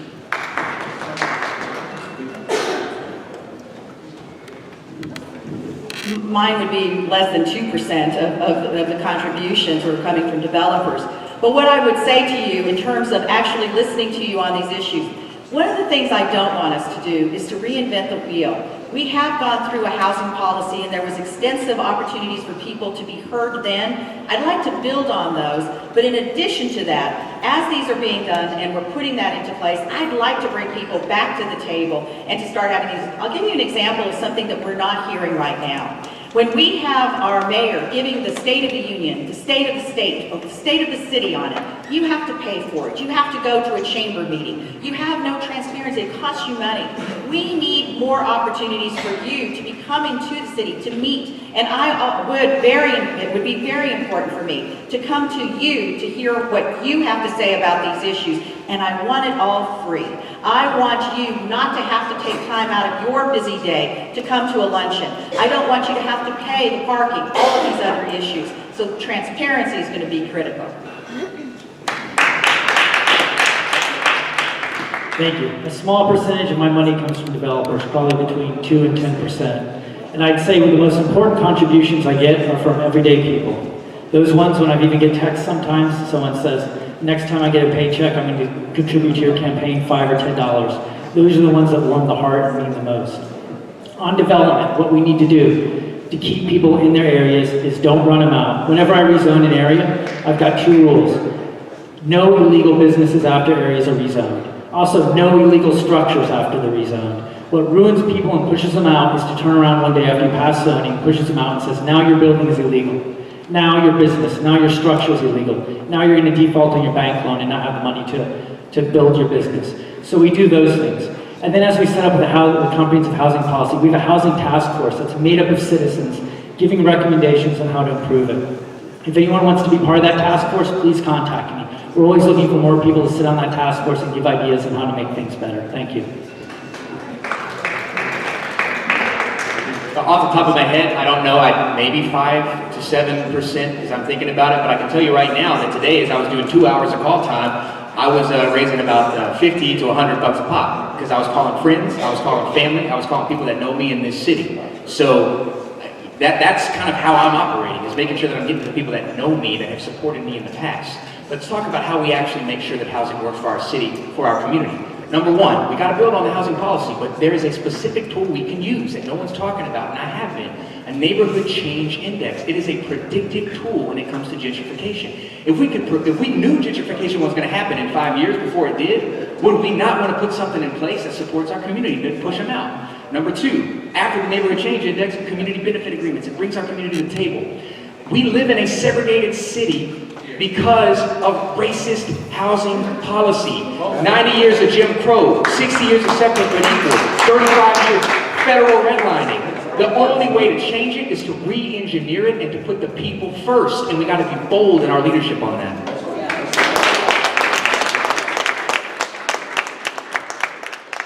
We talked about a land bank. We talked about 1,500 houses, and we talked about putting that out. You can do that in two ways. You can put it out in packages of 2s and 4s and bring in the small business, or you can put it on a big package.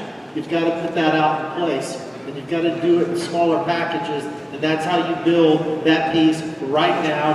And if you want to bring police and fire, and people in the public health care, and people in the public school system, and people who are serving the public, you can also put a housing program in place with a trust fund to help finance that. That's very possible. Number two, the question of where does your money come from?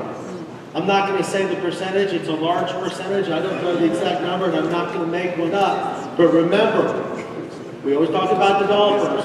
It's developers and investors both.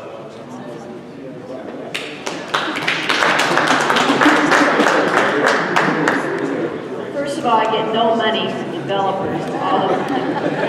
All of the money from my campaign. But what I do want to say is on the question of involving people. I think the thing that the Socialist Workers Party is putting forward in the elections that we're running in all across the country is the need for a fundamental change. We need a revolutionary change. Is that possible in the United States? I think it is possible. And I think it's possible based on a historic record of revolutionary change that has already been accomplished by working people. One of the big accomplishments is, you can look at this book, see me after the meeting today, Malcolm X, Black Liberation, The Road to Workers' Power. That's what we're talking about. How are we going to get workers' power in this country? And what has been accomplished by the black struggle and the history of it is an example of how we can do those things. I invited everybody previously to an international brigade to Cuba from April the 21st through May the 5th. See it for yourself. Come to me after the meeting. Find out how you can go to Cuba on this brigade. Thank you.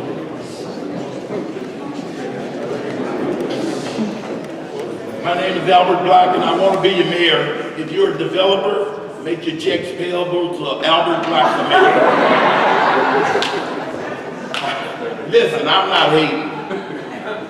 We need the money to finance the campaign in order to get our message out. If y'all got some good developer old boys that they want to kick in, y'all let them. Encourage them to kick in. Now, we all got an accounting because we've got some finance reports that's going to have to be made in a month, 6 weeks or so. And so we're going to be able to take a look at those reports and see where that money is coming from.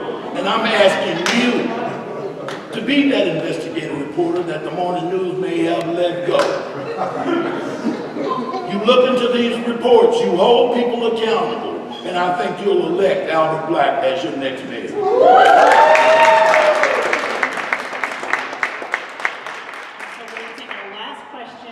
And then everybody will have exactly 1 minute for closing statements. 1 minute for closing statements, all right? Yes, question. Senator Davis, and I feel excited that you guys are running for it, and so I think I earned the right answer. Dallas is leaving a legacy of real politicians that everybody will have more. So, would you support a strong city ordinance and an individual panel to look at complaints of ethics violation among the city council of your colleagues? So the question is, would you support an ordinance and a panel to take complaints about ethical violations?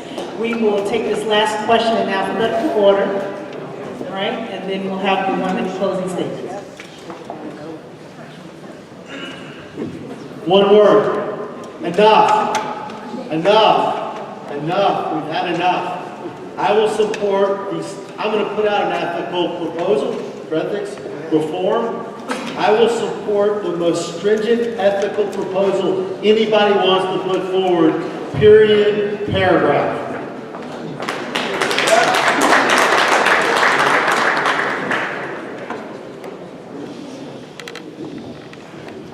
Enough, enough, enough.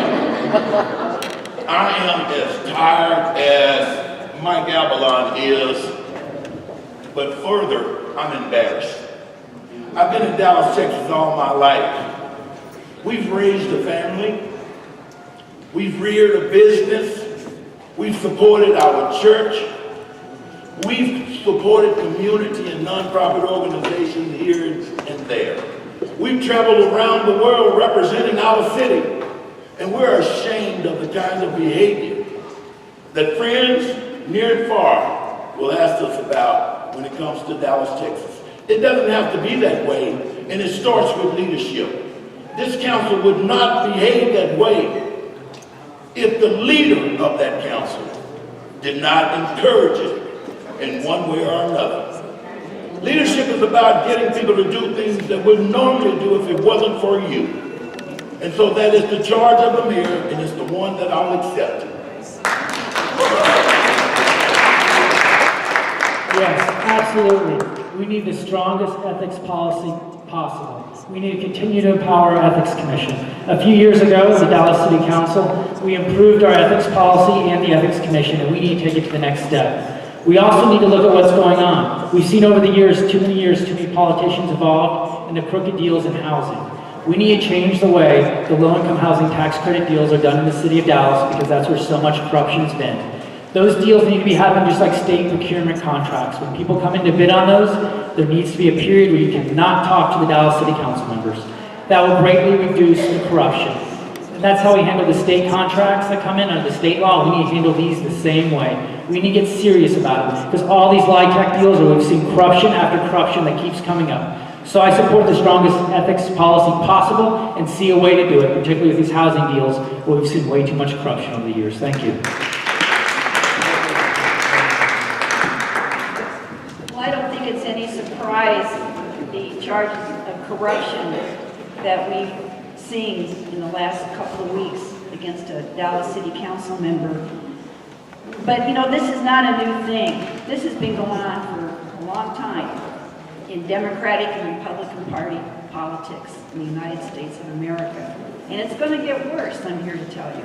Because it comes from the fact that they have no solutions to the problems that exist, that face working people. So they go after each other in all kinds of ways. It coarsens politics. And it's part of the crisis that we face, and we're going to see more of it, in my opinion. And I think that the way we deal with it is working people break with these parties completely. Break with them. We quit supporting them. We quit believing that we can change things through electing some politician. We have to be independent and build our own movement to begin to change these things.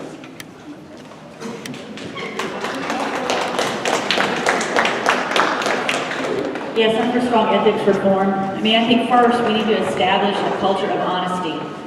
Next, we need to hold our elected officials accountable and have them be fully transparent with what they're doing. And then thirdly, we need to establish a process in which we investigate and we punish those that break the rules. If we do that, it's not going to happen repeatedly. When we let small things go, they become big things. We start with small things, and then we've got bribery, and then we have people that are going to jail. We've got to establish a culture of honesty. We've got to expect more. We've got to hold our elected officials accountable, and then we've got to establish a process that's going to really start to punish those that are breaking the rules. It's that simple. Thank you.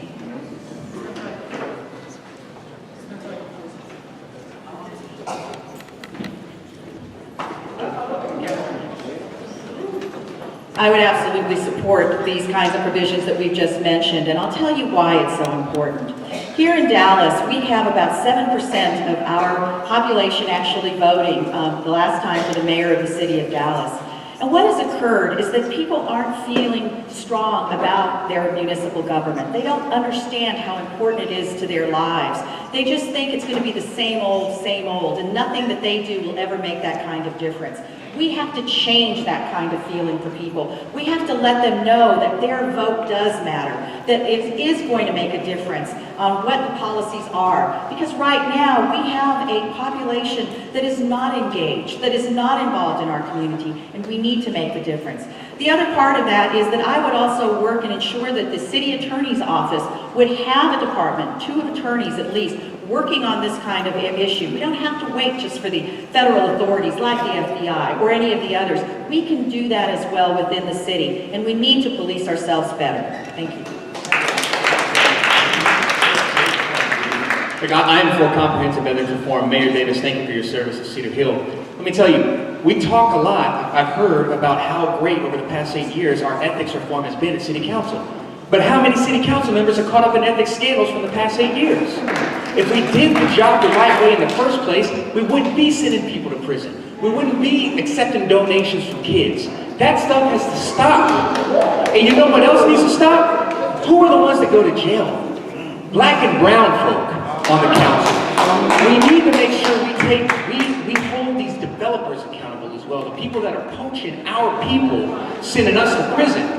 We need to make sure that our people are economically secure so that when they get on the council, they don't have to worry about having to cut a $40,000 bill that'll then send them to federal prison and make our city look bad. We need comprehensive ethics reform, but we need a new approach to it with new leadership to get in there and get it done on day one.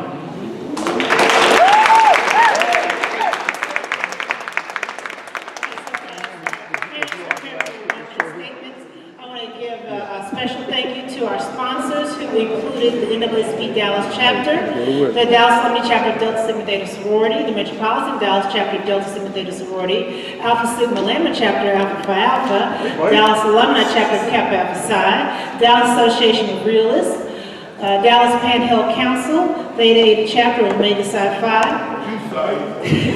Iota Phi Theta Fraternity, Omicron Mu Omega chapter of Alpha Kappa Alpha Sorority, Dallas Black Chamber of Commerce, Greater Dallas League of Young Professionals, the North Texas Cluster of the Links, KHVN, the Commish Radio Show, St. Luke Political Social Action Ministry, and the African American Museum, and of course the Dallas Examiner. Again, give them all a round of applause.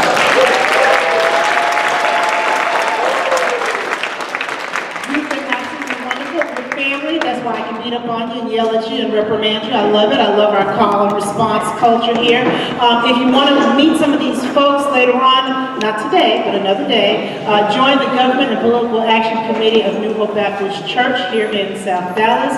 They're having a meet and greet on Saturday at 10 a.m. The address is 5002 SM Wright Freeway.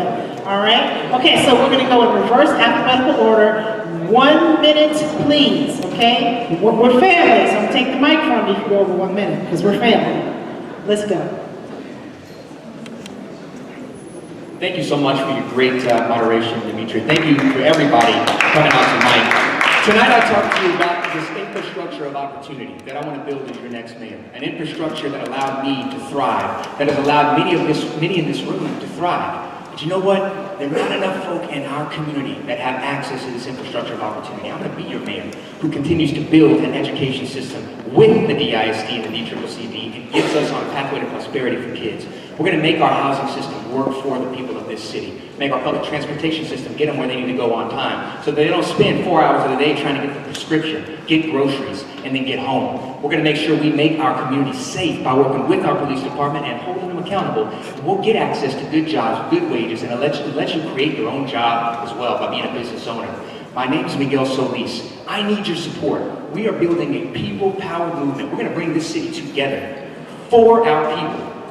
MiguelForMayor.com. I hope I can count on your support come May 4th. Thank you so much.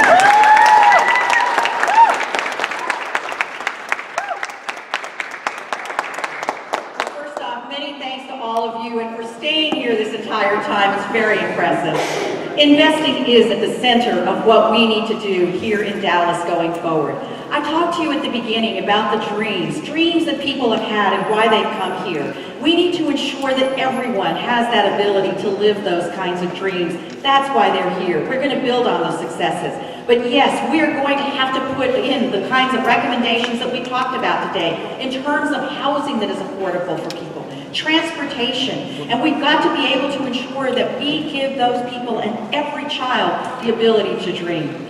So my name is Regina Montoya, and I look to all of you for your help and support. It would be an honor to be working with all of you as the mayor of Dallas. Together, we can dream the big dreams.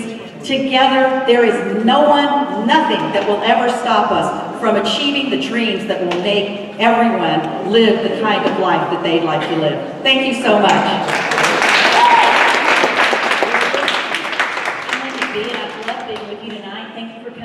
Thank you to the sponsors and the great moderator.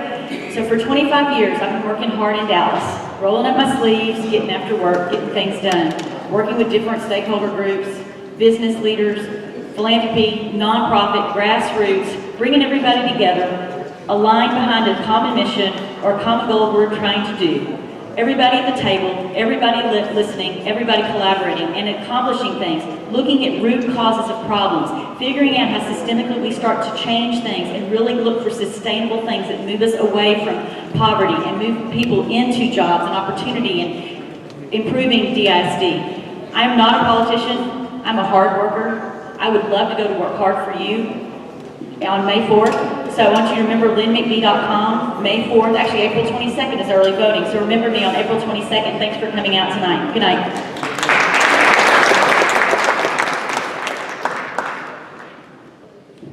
First of all, I just want to say, if you would like more information on the Socialist Workers Party, contact DallasSWPcampaign@gmail.com. Secondly, subscribe to the Militant newspaper. It's a weekly paper, it's bilingual, it covers the struggles of working people internationally. This week's issue has a front page article about the teachers in West Virginia who led a second strike, and it's an example for working people in this country. Thirdly, I invite you to go to Cuba from April the 21st through May the 5th and see for yourself a society that is being built on the basis of human solidarity. And if you don't believe me, go to Cuba for yourself and talk to Cubans. It's a wonderful experience. You go there, you see a completely different kind of human interaction because it's a society that's not based on the dog-eat-dog ethic of capitalism. And I invite you to be part of this brigade, and you can talk to me about it more after this meeting. Thank you very much. Thank you for having me out this evening. My name is Scott Griggs. I'm running for mayor. We need you here between April 22nd and April 30th for early voting and Saturday, May 4th to vote here in the city of Dallas. It's a big election. We all know what we need to do. Transparency and accountability are so important to us. Strong, safe neighborhoods and focusing on what matters to us, the basics. Taking care of our streets, our parks, and our rec centers. That is how we're going to build a great city. We no longer want a Dallas that's just a postcard. We want a Dallas that's here for the people of the city of Dallas. A city that is livable. We want to be the government to make it happen. And that's what we can do. Saturday, May 4th. Please vote for Scott Griggs. GriggsForDallas.com, and give me a call. I give out my cell phone number, 214-729-3944. It's on the literature. Thank you.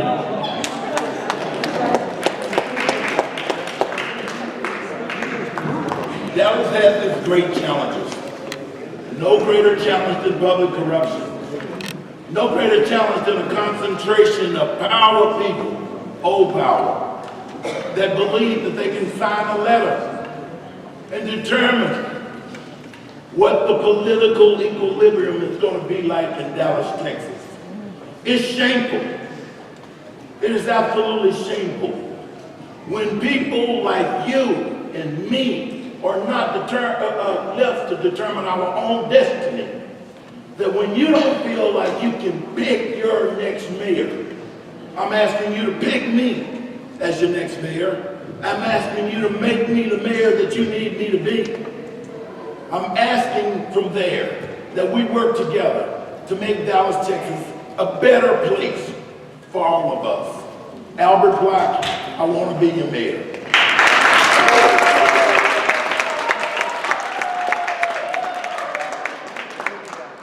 And that makes me the closing remarks, and you can applaud for that. First of all, if it isn't love, you don't know what it is, but it's my wife Karen's birthday, so happy birthday, honey.